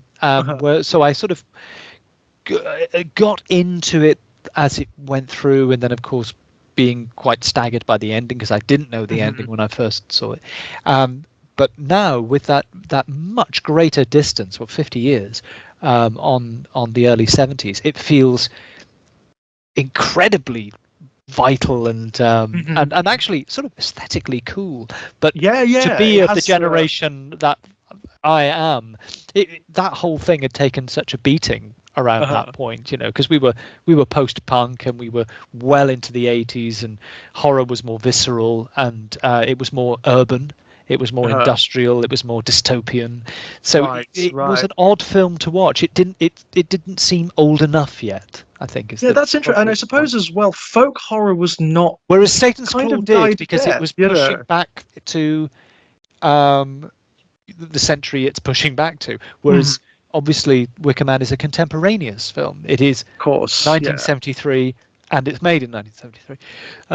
But so that's probably one journey I've just had with the film, just on a personal level, is that my appreciation for it has grown massively.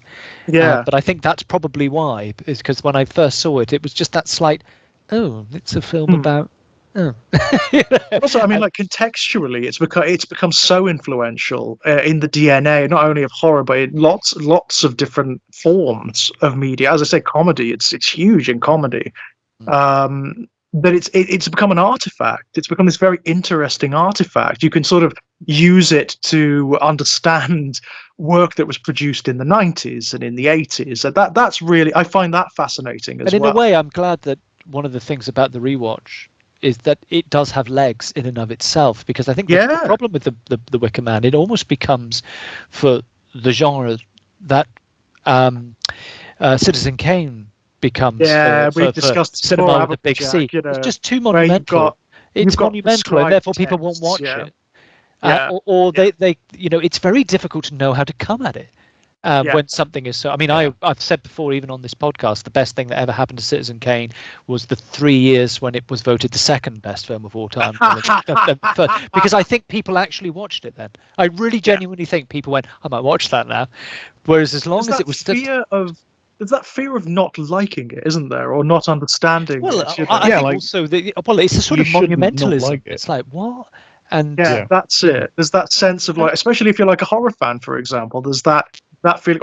I might feel illegitimate. Yeah, and Wicker Man had that had it for a very long time. It still has it to an extent. Of course, I think that it's been. I think now it's The Shining and The Exorcist, although only one of them I think is a truly great film. But they sort of vie for that pervasive, that sort of legendary status. Yeah, but it's nice that the Wicker Man, you can watch it and say, with the distance on it now, I think if anything it's grown in power. But thankfully also The Shining is something that one can watch and go, oh right, this is special. By the way, Ellie, are you going to watch the remake? Are you going to watch the Wicker Man remake? What, the Nicolas Cage one? I've actually seen chunks and chunks and chunks of it, because it became, when I had one of the best viewing experiences of the 73 one, which I mentioned last week. I don't know whether we were still recording, but a friend of mine who I was at drama school with had never seen the Wicker Man, and two of us on the course were we were proper nerds into this kind of. I mean, one of my friends from drama school, Ed, he could literally join us on this podcast because he's into this stuff, and we've been talking about the Wicker Man, and this other guy we were at drama school with, Andy, didn't really know what it was, but he had heard the name, and he's not the most and he's not the most sort of he can be a bit sort of stony experiencing things. He is the type of person you take him to the theatre or the cinema and go, right, this better impress me then. That's kind of he's one of those people that fights text. Yeah, he fights text. Right. Whereas I'm sort of like, a bit starry-eyed about it. And I've never seen a reaction to a film as just wonderful as Andy's reaction, because it became his favourite film as he was watching. Brilliant. And he was sort of jumping out of his seat. That's so good. Noticing that, and he was, and we, I had to live. I had to. It sounds awful to say. I lived with him for about 6 months when I was on a particular job near where he lived, and we would watch on YouTube scene after scene after scene from the Nicolas Cage version, just laugh ourselves silly while drinking bottles of wine. But of course, what it means, I've not seen it in a linear fashion with all the connecting scenes. I've just seen like the 6, 7, 8 really funny or iconic, really funny bits. Yeah, many times. It is. I mean, Jack and I doesn't exist in a linear fashion. How does this? It honestly doesn't, or even in like a semi-coherent fashion. It is like at the point of conception, it is whacked. It is complete nonsense, like just arse gravy of the highest order. I mean, how does it even? You can sort of see the skeleton of the original Schaffer script visible through the skin. It follows the rough outline. The rough outline is quite close, and some scenes are very similar to the original, particularly the schoolroom scene in the remake is very close to the schoolroom scene in the original movie, and the basic shape of it is the same, but it adds loads of stuff, and the stuff that it adds just feels like jammed in at random. It doesn't make any sense. The matriarchal stuff, that makes no sense at all. No sense at all. Not in this kind of culture, because it cribs the imagery from the Summerisle religion from the UK. And it like, first of all, transplanting that to the US doesn't make any sense. That just in terms of location, it makes no sense. Then adding in this matriarchal thing to this degree doesn't make any sense, and makes it reactionary. Makes it really fucking reactionary.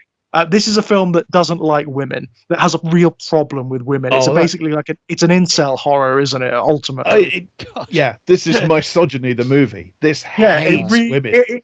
The women. The film is like, can you imagine if women had political power? It's politics is the politics of that Two Ronnies sketch. The worm that. Yeah. Well, it's the politics of the playground, isn't it? Of like the junior school. Oh, girls. It is literally that. And there's no basis in reality. You're not allowed to be in charge of the game. You're a girl. You have to do as I say. Yeah. No, I'm in charge. I'm in charge of the game, says the girl. Well, I'm not playing then because you'll ruin it. That's the politics of this. It's mental. And yet, as bad as it is, as basically sacrilegious as it is to even conceive of a remake of The Wicker Man, can't hate it as much as, like, for example, we talked about the Poltergeist remake, Jack. I can't hate it as much as I do that film, for the simple reason this film, The Wicker Man remake, has something. It's funny. It's really, really it is hilarious. It is, but it's not. I mean, Nick Cage is great. He's brilliant in it. But it's not just him. It's just so. First of all, it doesn't know what it's doing. The film. But if Nick Cage is in the mood he is in, or if he's in the mode he's in, because as we said earlier, Nick Cage can be bloody brilliant. But if he's in the mode he's in. Which is when he plays things like he does this. But actually, maybe little does he know, he's probably serving the film more, delivering it in this way, and almost becoming the auteur of the movie. But he's the only laudable thing. Because, it sounds so utterly misconceived and misjudged that the only thing you can have is this kind of art terrorist actor running roughshod over it with a performance like that. So he probably ends up doing the film an almighty service by making it watchable. Nothing makes sense in it. There's this whole backstory to Nick Cage's character where he what failed the to. What is this about? What is that? Opening What is scene that with thing? the woman and the kid in the car that get killed, and like, how does it relate to what's going on with the matriarchal society? I don't understand. But if you think the Wicker Man is bad, the Wicker Tree. The only thing I can think of with that sort of added backstory thing in the remake is that it's trying to do a head fake on you. It's trying to make you think that the woman and the kid in the car were his ex-girlfriend and daughter or something like that, to kind of, because it adds, I don't know if you know, Elliot, but it adds the idea that the little girl who's in danger on the island is the cop's daughter.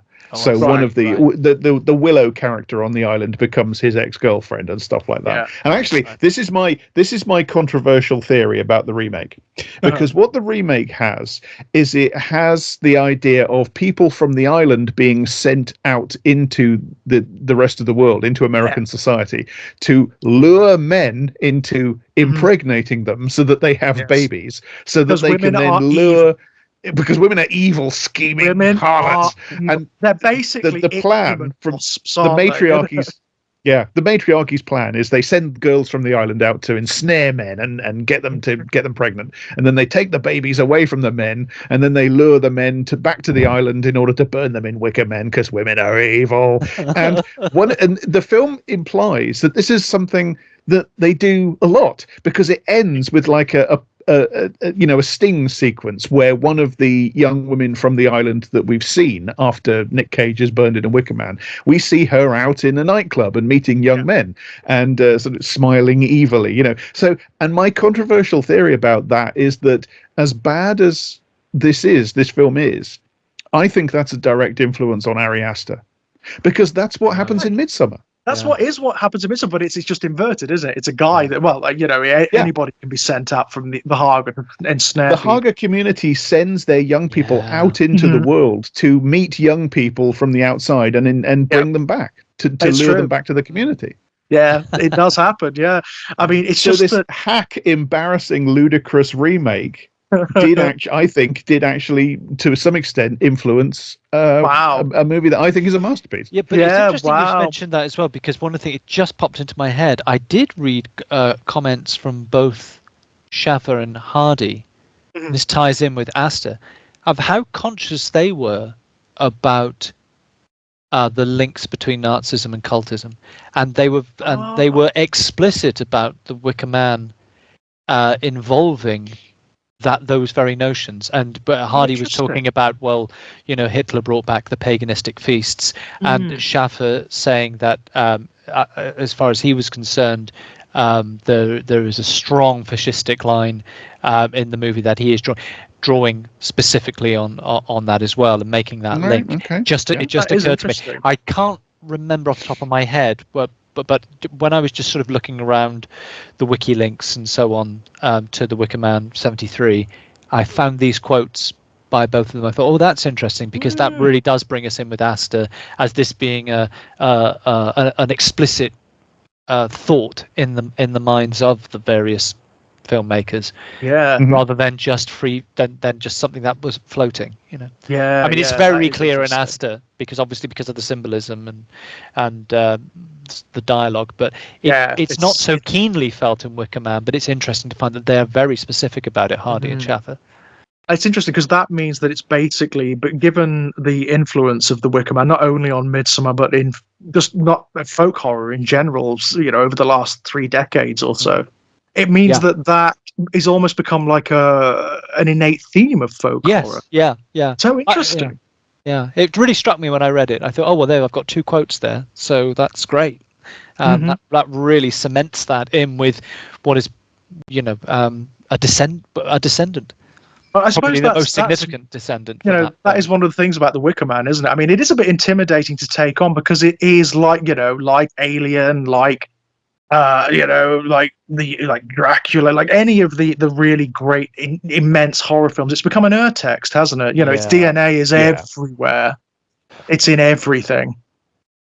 It does. So it does. You mentioned Dracula. It does make me laugh that one of the things Lee specifically wanted to get out of this project was that he wanted to get away from the perception of him as being this guy that just plays Dracula.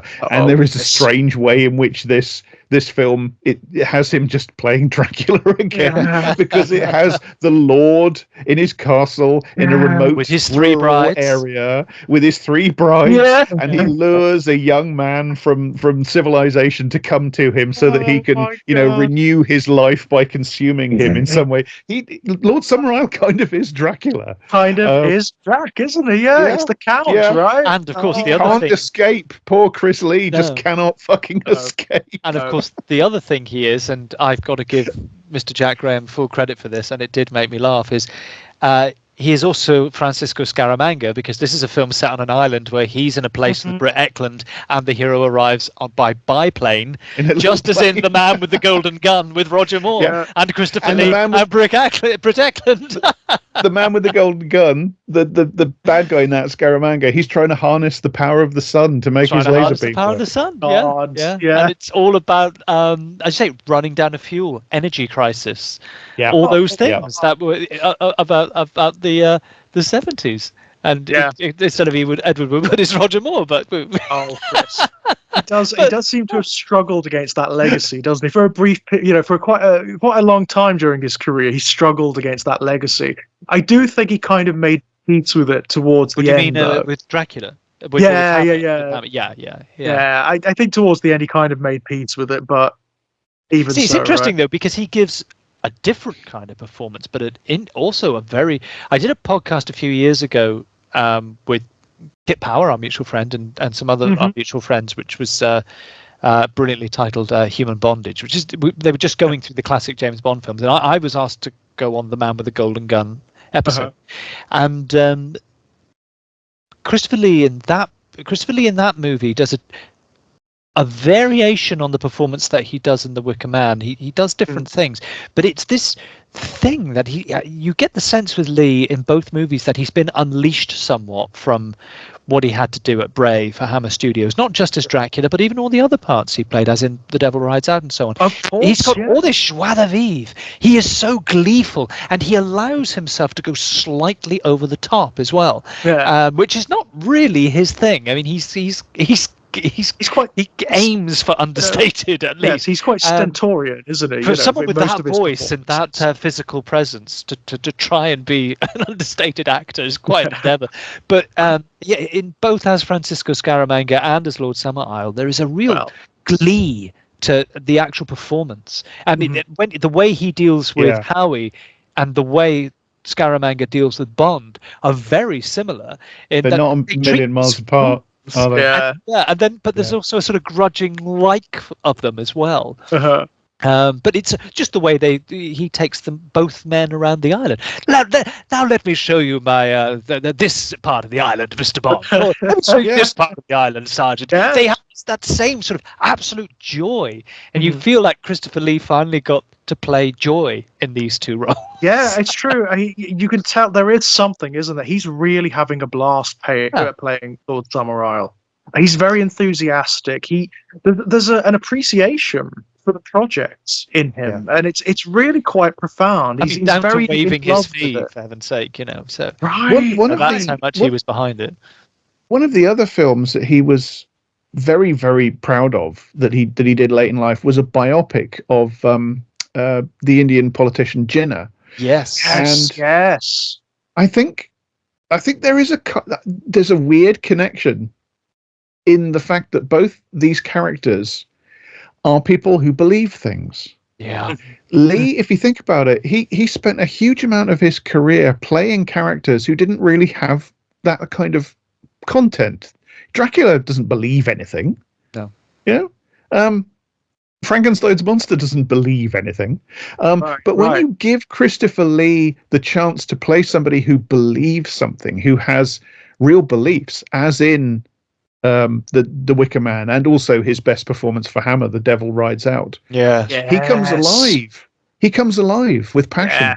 Well, with conviction. it's the same as Scaramanga, because he's a very curious Bond villain in terms of the films, because often when obviously we're taking from Fleming's original novels, they were kind of mangled. I mean, the idea that if you read the novel of The Man with the Golden Gun, that Christopher Lee would be playing Francis Scaramanga is absolutely absurd. But that's how. Yeah. But he has this rationale that he is basically Bond's brother under the skin, and what he is doing is absolutely vital. He is clearing away society's dead flesh, and he's not killing civilians. He's killing other villains, basically, other people who want. And there's this enormous belief, and it's the classic dinner table scene in a James Bond movie where he's becoming very passionate about it. And Roger Moore Bond comes back at him. He says, "No, what you do it because you enjoy it. That's the difference between us." And Lee does this thing of being absolutely crushed. His reaction shot is absolutely crushed. He's an actor of such interesting decision making when he gets the chance to play it. I mean, a lesser actor would have done the thing where the Bond villain repudiates, because I think the line repudiates what Bond says.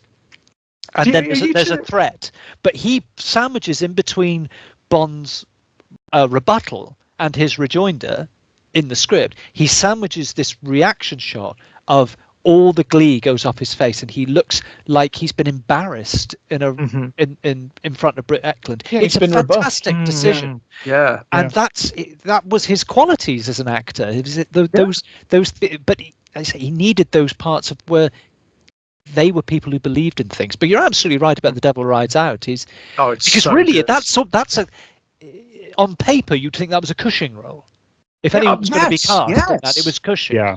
And they give it to Lee, and he totally rises to it. He loves it. I think it's nice for him to also play the protagonist in a horror film for once, rather than the antagonist. You know, that's kind of nice, isn't it? Yeah, I mean, if Cushing was unavailable, they would have gone to Andre Morel, but they don't. They go to Christopher Lee, and it's like, yes, because it makes the film. Yeah. I love Charles Gray as MacArthur in that film, but I do kind of wish that it had been Cushing, because I think seeing Cushing play. I mean, Cushing is great as a villain, as we know from the Frankenstein movies and Star Wars. You know, Cushing's a great villain, and to see Cushing and Lee squaring off against each other with the roles that way around, insubstantial, because they're great. They have tremendous chemistry together. I mean, Horror Express is another great leap of, and again, Horror Express is a character. He gets to play a character in that who believes things, or at least has opinions. You know, and he jumps upon it. They're another movie they're wonderful in together is the Amicus movie The Skull, which we were talking about a little bit, which is absolutely Amicus got something about Lee, which is that Lee's really good at playing troubled, anxious people as well, because Amicus keep casting him as these troubled, anxious, needled people. He plays somebody like that in The Skull, and he plays somebody like that in Dr. Terror's House of Horrors as well. And he's so good at that. He's so good at playing these sort of worried, brittle people. The Skull must be one of the best accidental minor masterpieces out there, because that film is a complete bunch of mistakes. So much so paper, they had to invent none of that should work. A reel, because they were so underrunning, and the way that movie comes together is just superb. That movie has the best nightmare sequence in cinema. I think that nightmare is. I think that's the only nightmare I've ever seen on screen which really looks and feels like a nightmare, like a real nightmare. Yeah. Both the feeling of a real nightmare. It's the logic of a real nightmare. Yes. Are you guys familiar with the BBC production of Gormenghast from the early 2000s? Yeah. He plays one Flay. of the first DVDs I bought. He's Flay. He plays Flay. I mean, if you want a character that believes something, he's nothing but belief, right? That's a real who's who, isn't it? That because you got Zoe Wanamaker, and Ian Richardson. Some people in their last roles as well, which is very striking. Celia Imrie. Oh my God! Yeah. Yes, Richard Griffiths, Warren Mitchell Fiona Shaw. My God, the cast. right? It's a real, Sumptuous. it's really something.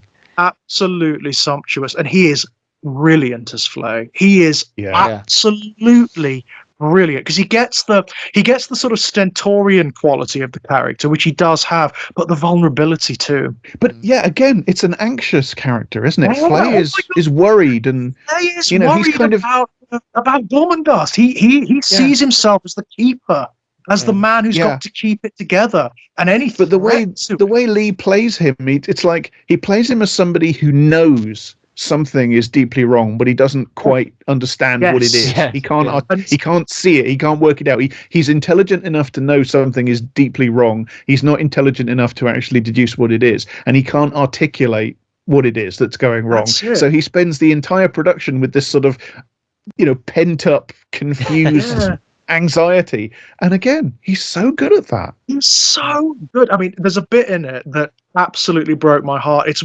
after, it's ostensibly kind of a funny scene. It's after he's thrown the cat at Steerpuff, and Lady Groan ejects him from the castle. So his whole life, everything he's ever dedicated himself to, is gone. And Christopher Lee says nothing. He says nothing. He just has this look of desolation, like that complete, utter desolation on his face, and it is heartbreaking. I'm definitely right. Yes, it's the very, very first DVD I bought, because I was still in that thing of being slightly resistant of DVDs. I've got all these videotapes now. You want me to get? I was a bit like that for ages. But I think that one was the first time I thought, oh, I'm tempted, and I think it was the very first DVD I bought. I loved that production. I know it's troubled. I know it has problems, but I really liked that production. I thought it was so strange, so theatrical, and fit somehow. It fit the book. The fact they even did it. The fact they even attempted it was strange. Because I remember thinking, you're going to the BBC are going to try Gormenghast? What? Well, and that time as well. There wasn't very much fantasy on television at that point in time. There really wasn't. Channel 4 would be the only place you might see something of that. Yeah, you'd get something like Ultraviolet pop up. But most of the science fiction and fantasy that came up during that period was just Drek. There was Crime Traveller, and there was something. I think there was something called Alien Invasion or something, which was just appallingly bad on the BBC. And of course, then the X-Files happened, and you had loads of attempts to do knockoffs of the X-Files, which were all awful. Of which Ultraviolet was the only good one, really, because it's clearly inspired by the X-Files. It just runs on its own. It finds its own track, and it gets on it, and it's brilliant. I rewatched it. There's a good period there from went out the end of. Sorry, go on. No, it's just to say I watched it for the first time since it went out, only a few months ago. Vicky had never seen it, and it's a product of the late 90s, but it was still, oh God, it's really got something. It's really got something. Television makers are starting to find their feet again, but there was a good long stretch there from just nothing. The last few years of the 80s through to the middle of the 90s, where British television just somehow simultaneously, obviously the big one is Doctor Who gets cancelled, but it's part of a movement, and the movement is this weird moment where suddenly British television, which particularly the BBC, the gothic and the fantastic and science fiction, this has been the absolute bread and butter of this corporation for decades, and suddenly spontaneously everybody there forgets how to do it, forgets how to make it, or loses any interest in doing it. There is this massive shunt actually towards societal tracts and nothing else, social tracts and nothing else. And some of that was good, but some of it was fine, but it's like give me the choice. I'll go for the magic and the monsters and the ghosts. Thank you. Which is ironic. Gormenghast was a peculiarity. It really was. I remember because I was quite I was very young when that came out. I was like just in my first year of university, I think. And God, I've just remembered the appalling television adaptation of Neverwhere. Oh, have you ever seen that? That Oh was, my that was God. dreadful. Physically painful Such to a- watch. That was Well, dreadful. I mean, it's such a Oh. even shooting of it is bad. the Like even the, God, given the new contexts about Neil Gaiman, it makes it even worse. Yeah. But Yeah. Yeah, Some of us it's suspected this all along, but right. Well, actually, now we're learning, of course, that there was stuff that has been hidden from us by his agents and his, he's been banned from multiple conventions for decades, apparently, because of his hell conduct. surprise. For fuck's sake, Jesus, guy, straight guys with a career, stop being this, please. Yeah. And people stop covering up for them. Everybody else around them stop bending over backwards to let them off the hook and let them get away with it and help them get away with it for decades. Please, please stop doing it. Yeah. Fuck's sake. Yeah. But just on a aesthetic technical level, that television attempt to do an Everwhere was it's dire. I mean, I'm surprised. Yeah, I mean, it's a testament to how charismatic Natalie Dormer is that her career recovered, to be honest. Oh, yeah. Right. Peter Capaldi as well, isn't it? He's the angel Islington, and it's like, God almighty, bloody hell. I think he was probably buoyed up by having he had some quite good product around that time as well. Because he did like the Crow Road and things like that. The Crow Road. He had his a lot Uncle of good Rory stuff. in the Crow Road. He's so I love good that so much. Such a good characterization. But I think he was in a very good television production of Conrad's The Secret Agent with David Suchet. Oh yes, he was. And he was Selling Hitler as well, which was a but he was around a lot, wasn't he, during that? He's one of those people that you suddenly remember just how much he was there. But I think what happened was there was a sort of 5-6 year period where he sort of fell away, and Tucker basically put him back on kind of resurrected him. Basically without it, he was fading. He was basically this actor from the 80s and 90s who was just that was it. It was a done deal, and then Tucker revived everything. But talking of catastrophically bad screen products, I do just want to mention the Wicker Tree, the follow-up. 2011. Can't wait for this. Just from your descriptions, I want to watch it, Jack. It sounds. It sounds just. 2011, Robin Hardy makes a follow-up to The Wicker Man. It's not a sequel, but it's according to Wikipedia, it's a follow-up which explores the same themes. My arse. This film does not explore themes. This film does not. This film, if this film explores anything, it explores the extent to which films can be bafflingly, insanely bad. The Wicker Tree. It's like a cheap American Christian movie. It's like a Pure Flix movie. Is it like sort of Left Behind or God Is Not Dead, that kind of thing? Oh yeah. Except it's worse. It's less professionally made. It's like an amateur film. The central performance. Well, I don't want to be nasty, but there are performances in it which do not appear to have been delivered by people who've ever been professional actors or had acting training. And at the same time, it has people like Honeysuckle Weeks in it, and you're like, "What are you doing?" And it's baffling. It's bizarre. It's baffling. Almost every line of dialogue is cringe. You have a bit where the main villain suddenly humorously compares himself to, I quote, Monty Burns from The Simpsons. No. You have a scene where it's like, oh my god, it's like a Bond film where the villain is a Scottish laird, and his odd job is this incredibly, I can never remember the actor's name. I think he's in Neverwhere, believe it or not. He's that very, very tall Scottish actor who's in all sorts of things. And he's like this guy's odd job. And at one point he's trying to abduct the young heroine, and she attacks him with a broken bottle or something.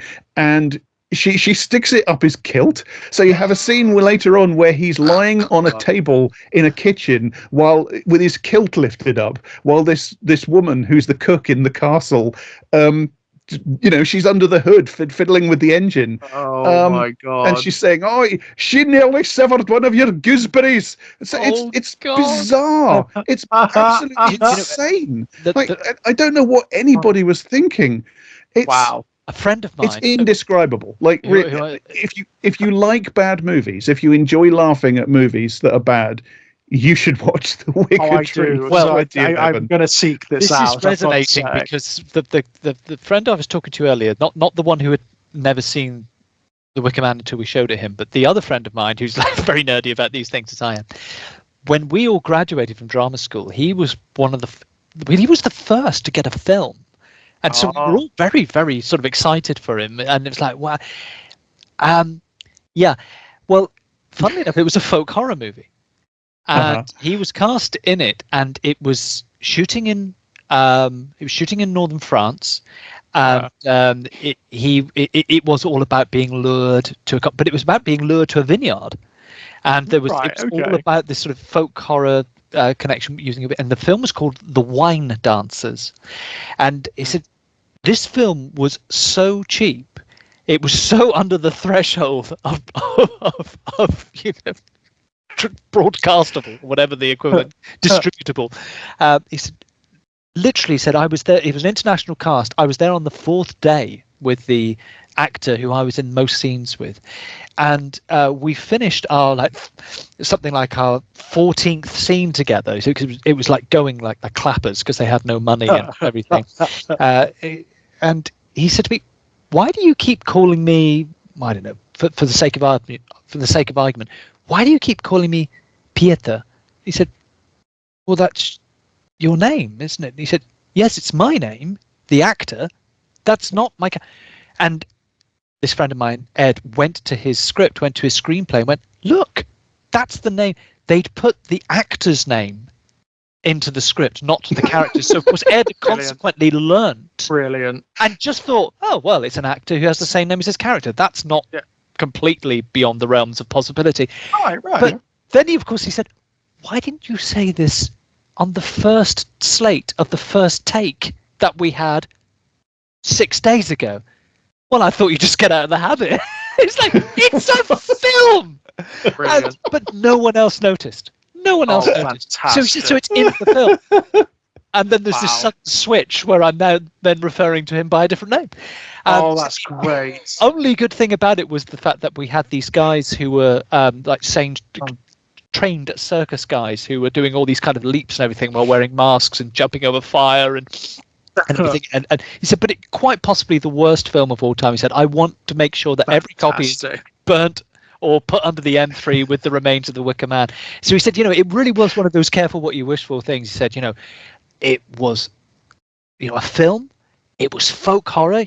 We're both really nerdy about this stuff. It was so exciting. He said, it was just and he said, not only that, he said on a personal level as well, because one of his scenes involved him being covered in blood and running through a vineyard at night, and they used the wrong chemical compound of blood, and he ended up being burnt. He had degree burns on his back, and he had to spend 4 days in hospital with the equivalent of egg whites on his entire body. Holy hell! So when he came back to England, and he was like, would you like to see my legs? And I was like, not particularly yet. And I saw them enough at drama school. And he said, no, have a look at them. And just these patches of white skin where he'd been, he just had skin. He said, he said, that was fun. He said, it's the whole thing I would just really love to forget. But it sounds like the Wicker Tree. And they're probably near contemporaries as well. But wow, I'm going to watch this, Jack. I'm going to watch the Wicker Tree. It sounds. You have to find the wine dancers. Maybe if I can find it. Yeah, I want to see that now too. But no, the Wicker. Sorry, just to say very quickly, the other link with our drama school is, of course, the 73 version has that year's intake of that year's graduating year from the Bristol Ovid Theatre School is in the 73 Wicker Man. They're all the kids wandering around and playing music and everything. So that's the link to my. That's not a bad link. I mean, of all the things that different drama schools are famous for, having a year's worth of students in the Wicker Man, that's pretty cool. It's pretty good, isn't it? Yeah. 73 Wicker Man is pretty. I'm quite proud of that. That's part of film history. That's pretty cool. Yeah. Sorry, but you were back to the Wicker Tree. I'm sorry. No, there's not much more to say except that it is baffling to think that is the work of the same director. It really is. Like, what happened in the intervening years, or how was the person who made the Wicker Tree able to make the Wicker Man? I do not get. And the Wicker Tree is based upon his own novel, which is called, and I swear to you this is true, it's called Cowboys for Christ. Oh, wow. It's all going on. Yeah. Wow. Yeah, the Wicker Tree is quite an experience. So was the Wicker Man just an accident then, do you think? Was it just happened to be around good people and that was it? Well, I mean, to be fair, it's probably there could be all sorts of ramifications. I mean, if when you've got next to no money to make a film, and you've got to get the people who you can afford, and you're probably shooting on cheap stock, and you haven't got the lighting rigs, and you just haven't got the cinematographers. I think actually, let's face it, there are. I mean, everyone knows how much I love awesome, but there are awesome films which are fucking awful. Yes, sure. And then you sit there going, hang on, isn't he meant to be like, and it's like, yeah, but the film's on no money and it's taken him 15 years to edit it together, and he's bringing back the same actors who have visibly aged in that time. There are some Orson Welles films like in that 70s period or late 60s period. Whoa, what the hell is going on here? What are you thinking, man? Yeah. So I think actually, if anything, it's quite refreshing because it shows that, it really sort of puts the boot into the auteur theory. I mean, Orson Welles was, he was an incredibly talented man, and don't get me wrong, but you need a lot of things in place to make a good film or a good piece of theatre or a good whatever. Wow, I will say for. Yeah, I mean, I think you should watch it just on the level of laughing at it, to be honest, because there is an awful lot in that film to laugh at. I will say, as I say, the film is for the most part sort of actors from Hollyoaks and Skins and people like that. Although the central performance is somebody I've never seen before, and I don't know that they have had any acting training, let's put it that way, but there is one performance in it, as I say, Honeysuckle Weeks is in it, and I don't know why she's in it, but she is, and her plotline is almost completely irrelevant. Most of what she does is because it's made up of threads that are barely connected to each other, and the thread that she's in, it's not needed for the narrative, it plays no role, it has no consequence. She spends a lot of it naked, but she is actually trying and giving a good performance. Everybody else in it is, I don't know, they're just taking the money and turning up and saying their lines. I don't know. It's beyond description. It is beyond description. It is one of the worst films, if not in fact the worst film I've ever seen. Wow! So I've got worst in the sense of its technical construction. Yeah. Wow! I've got to see I'll put it that it's probably in terms of its aesthetics, it is the worst professionally made high profile film I've ever seen. How's that? Wow! Brilliant. I did actually just have a little search online. This film my friend was in, which was originally called The Wine Dancers, was not released until about 7 years later, 8 years later, and which it was renamed Bacchanalia. Okay. Better name. But an innocent wine tasting weekend turns into bizarre, wicked, centrally overheated debauchery culminating in a murderous grand finale and fateful morning after. There you go. Great. Love it. Poor Ed. So what's next on the docket, guys? Well, I don't know if we're continuing with the folk horror thread, because I know Robin Redbreast and Penda's Fen were thoughts that were. Either either of those next. I don't mind. They're both brilliant. Oh god, yeah, they're fantastic. In fact, I've been having a proper folk horror season because I Likewise. went away and did Nigel Kneale's Murren again, which I haven't seen in years, and also his episode of Beast's Baby. Beasts. Yeah. Yes. I mean, Right, Beasts I is ended up brilliant. watching every episode of Beasts actually, but the baby episode is still it's still absolutely terrifying, that ending.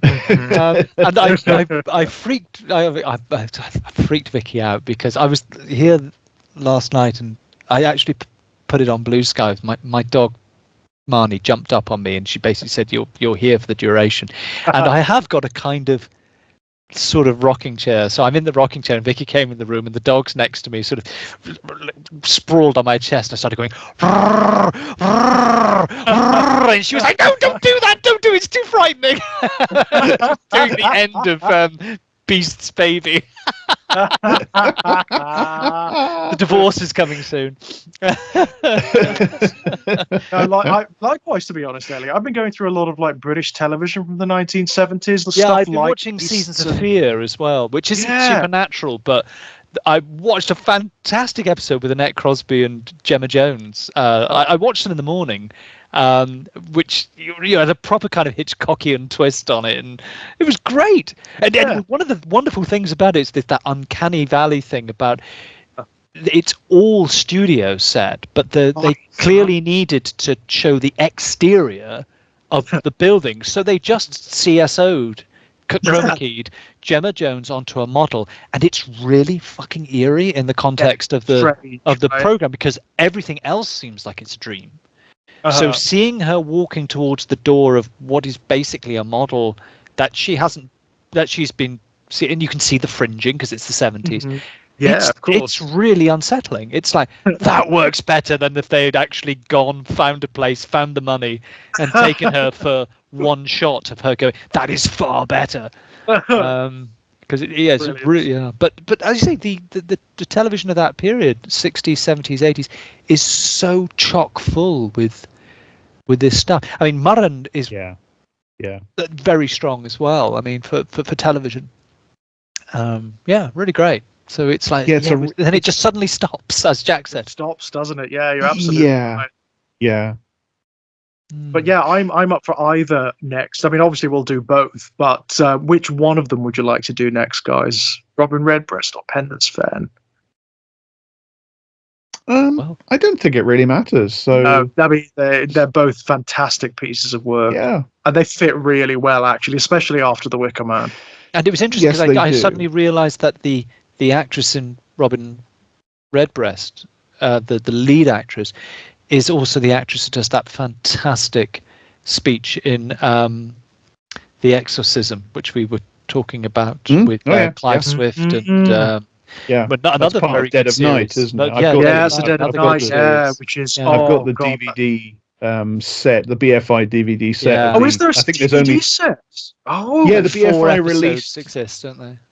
I thought it was only 3. I'd have to go and check my box. Beg your pardon. But the BFI released a set of the only remaining episodes. It's the one with Peter Barkworth. It's the woman sobbing and Exorcism, isn't it?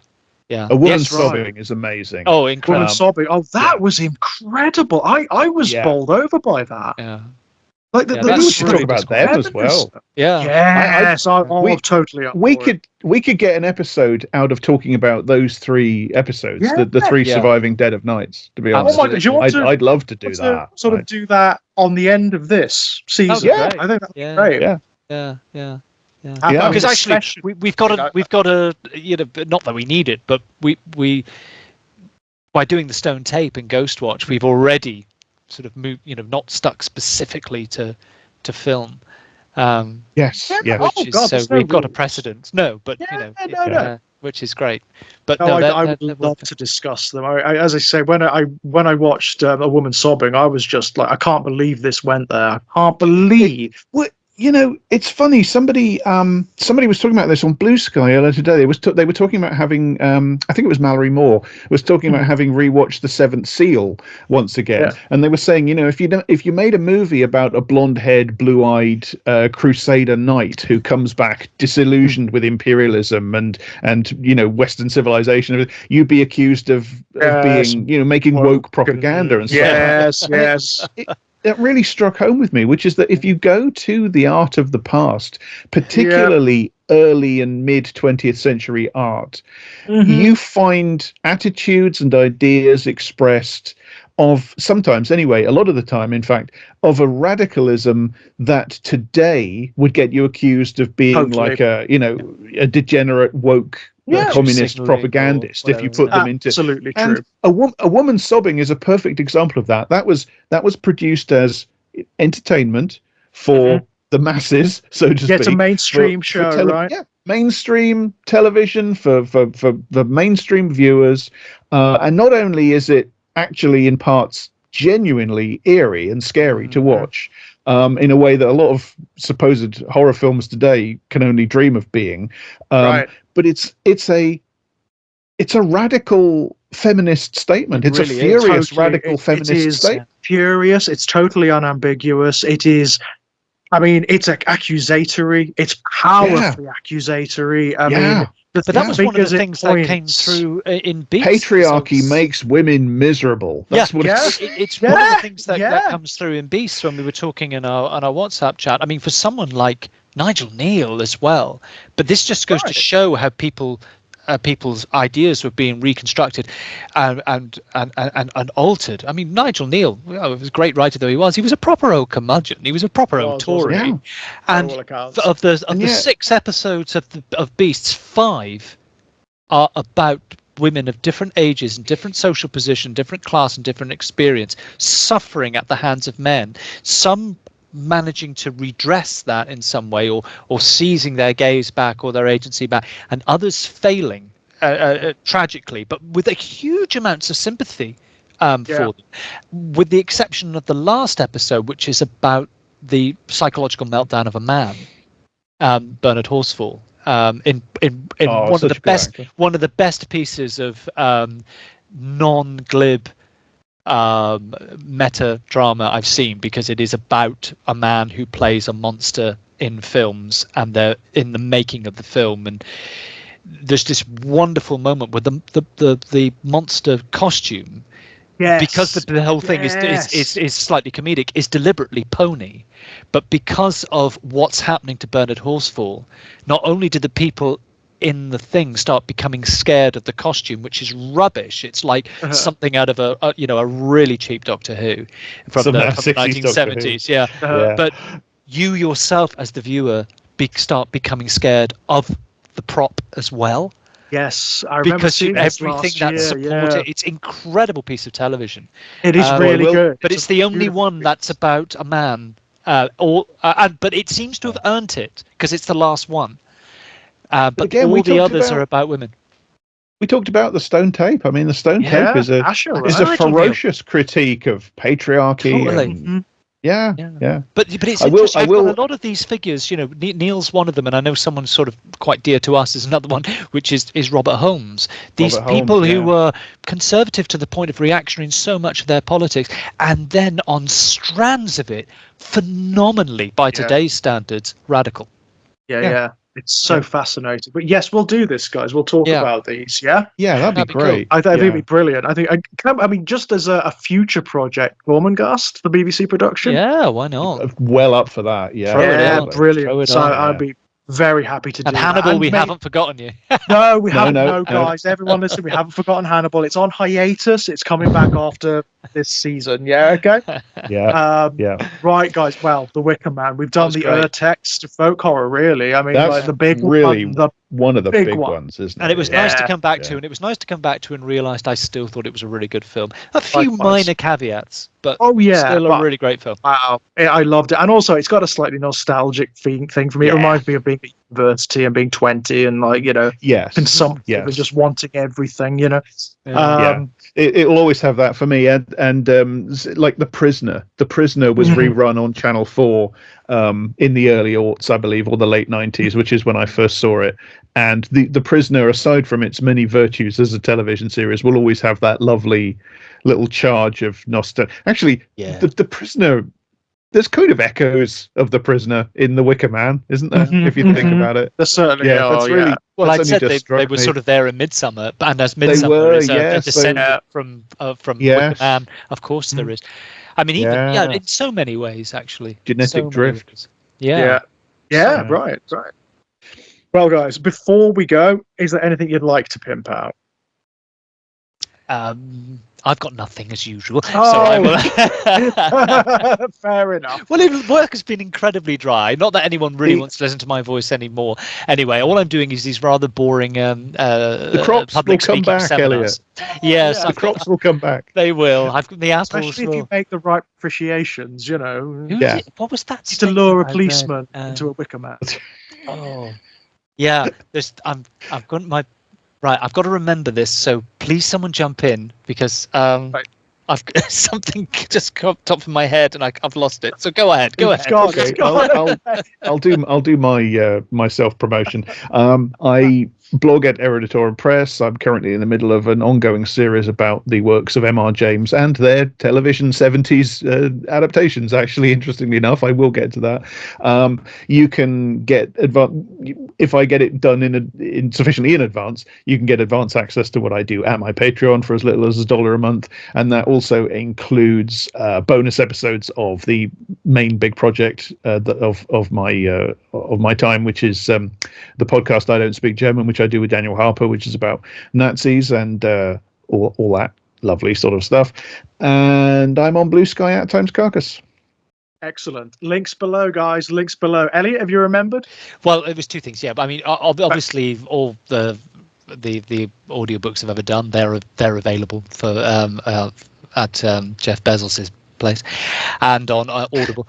And yes, I'm on Blue Sky as well. The point I was trying to remember was my. We're all Blue Sky elders. We are this? actually, yes, one of the very first. But I realised it was this cracking pun I wanted to use, which was to rename the Wicker Man. Howie, do you like them apples? There you go. That's what I was trying to remember. It's all that brain work for such a pathetic pun. I love it. It needs to be on a T-shirt. Howie, do you like them apples? You want the image of him burning in the Wicker Man. Howie, do you like them? Yeah. Woodware, unironically. That'll be the title of the next remake of the Wicker Man with Ben Affleck and Matt Damon. Can it be any more visible than the Nick Cage one? We'll see, right? We'll see. As for myself, guys, you can find me knocking about here on Exaggerated Elegy. I am still myopically obsessed with the Silent Hill 2 remake. I'm sorry, it has been one of the best horror experiences I've had for years. I've loved it. It's so good. It's so successful. I had to stop playing it for a bit because it was making me genuinely anxious. It was unsettling me. It was making me feel unhappy in the best possible way. I'm gonna have to talk to you guys about that one because it's magnificent. It is absolutely magnificent. It's a brilliant piece of work. When I finish the game, obviously, we'll have a chat about it. My published work, my short story collections, and all the anthologies and things I've been published in. If you go over to strangeplaygrounds.com, you'll find them alongside my blog, which has articles and short stories and things on it. So I need to really start updating that again. But there's a lot there. If you haven't read it yet, there's a lot there. So go forth and read. What else have I got? Oh yeah, Ginger Nuts of Horror. If you go over to Ginger Nuts of Horror, you'll find my ongoing non-fiction series, which I've inherited from Kit Power, My Life in Horror, which is about media that's had a profound influence on me. The next article is actually about Silent Hill 2, the remake, because it's on my mind, and it's been a formative horror experience, which I've had at the age of 40, which has been lovely. I mean, really, really lovely. It's always nice when they come along, isn't it? those media experiences that really do shake you up a little bit. Yeah. And also, there's the old standard. We are, Kit and I, we're on the Hellraiser Blu-ray and UHD set from Arrow Films. We're actually on it on a featurette called Hell Is What They Wanted on the Hellbound discs. So go and watch that. It's very good. We're very, very proud of it. And that's it for me.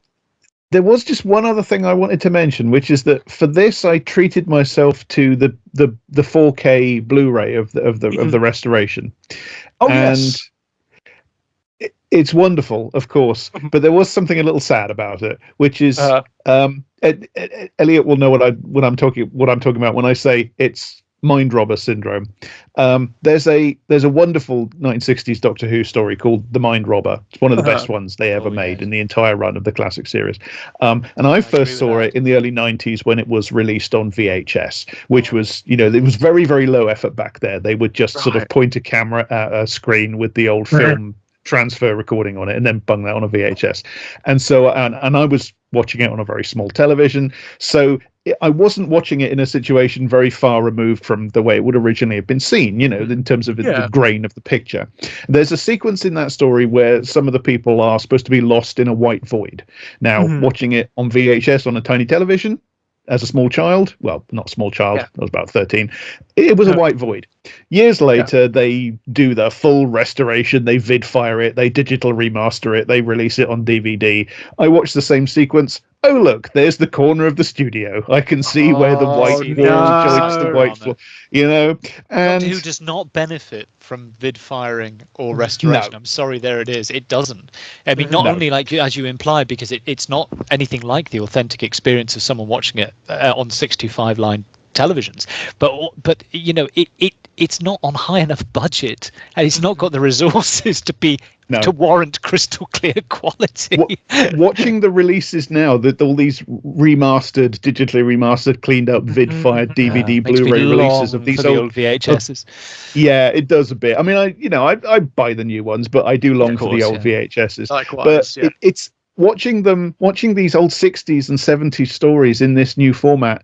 It's almost like watching a behind the scenes version of the story, where you're not watching the story anymore. You're watching a documentary of them filming the story from inside the studio, and you can't obviously see the lights and the mics and everything, but it's a bit like that because you can see the joins so much more clearly. Anyway, the point of the story is, I get the 4K Blu-ray remastered Wicker Man and I watch it, and the film is great, no problem. I get to the parthenogenesis scene, the young ladies naked dancing over the fire, on digitally remastered 4K Blu-ray. It is very, very evident that these young ladies are not naked. They are wearing semi-transparent pink bodysuits. Now, on the, I'm fine with not seeing naked bodies on the screen. I can do that anytime I want. That's not the point. The point is, there was a little bit of a sad moment about that, because every time I've seen the film up till now, I haven't seen the joins, and it was just suddenly I can see the joins. I can see the joins. It's funny you should say that about that the mind robber though, because one of the things, because I still love classic Doctor Who, and I watch it occasionally. One of the barriers I have is that it's very difficult to watch, I find, stories that are made up of 4 to 6, sometimes even longer, 25-minute installments, because usually what happens with me is I forget to carry on watching it, or I'll watch 2 and then like several weeks slip by, and I can't watch them all together. So over the years I've basically cut them. I've done sort of homemade customized versions of them, which usually means just putting them into 2 halves, and just taking out the narrative loops or the little the opening titles and closing titles on the middle episodes, and any sort of reprises or obvious bits of exposition, which was designed to keep you up to date from 2 weeks ago when it was. So when I did the mind robber, the first thing I did was sort out that white void. So now I've put my white void back to how it was on the VHS copy, and it's the only way I can still adore that sequence. It's like, I couldn't deal with that cyclorama any longer. Growing up, eh? Brilliant. It is, yeah. Excellent. So, guys, we'll be back next time for which one? What do you want? Pendersfen. Yeah. Pendersfen? Sure, you do I look Pendersfen? forward All to right. that. Yeah. Brilliant. Looking Marvellous forward to it. You Okay, take care. well, thank you. Thank you so much, guys. That was brilliant. And until next time, bye-bye. All the best. Okay.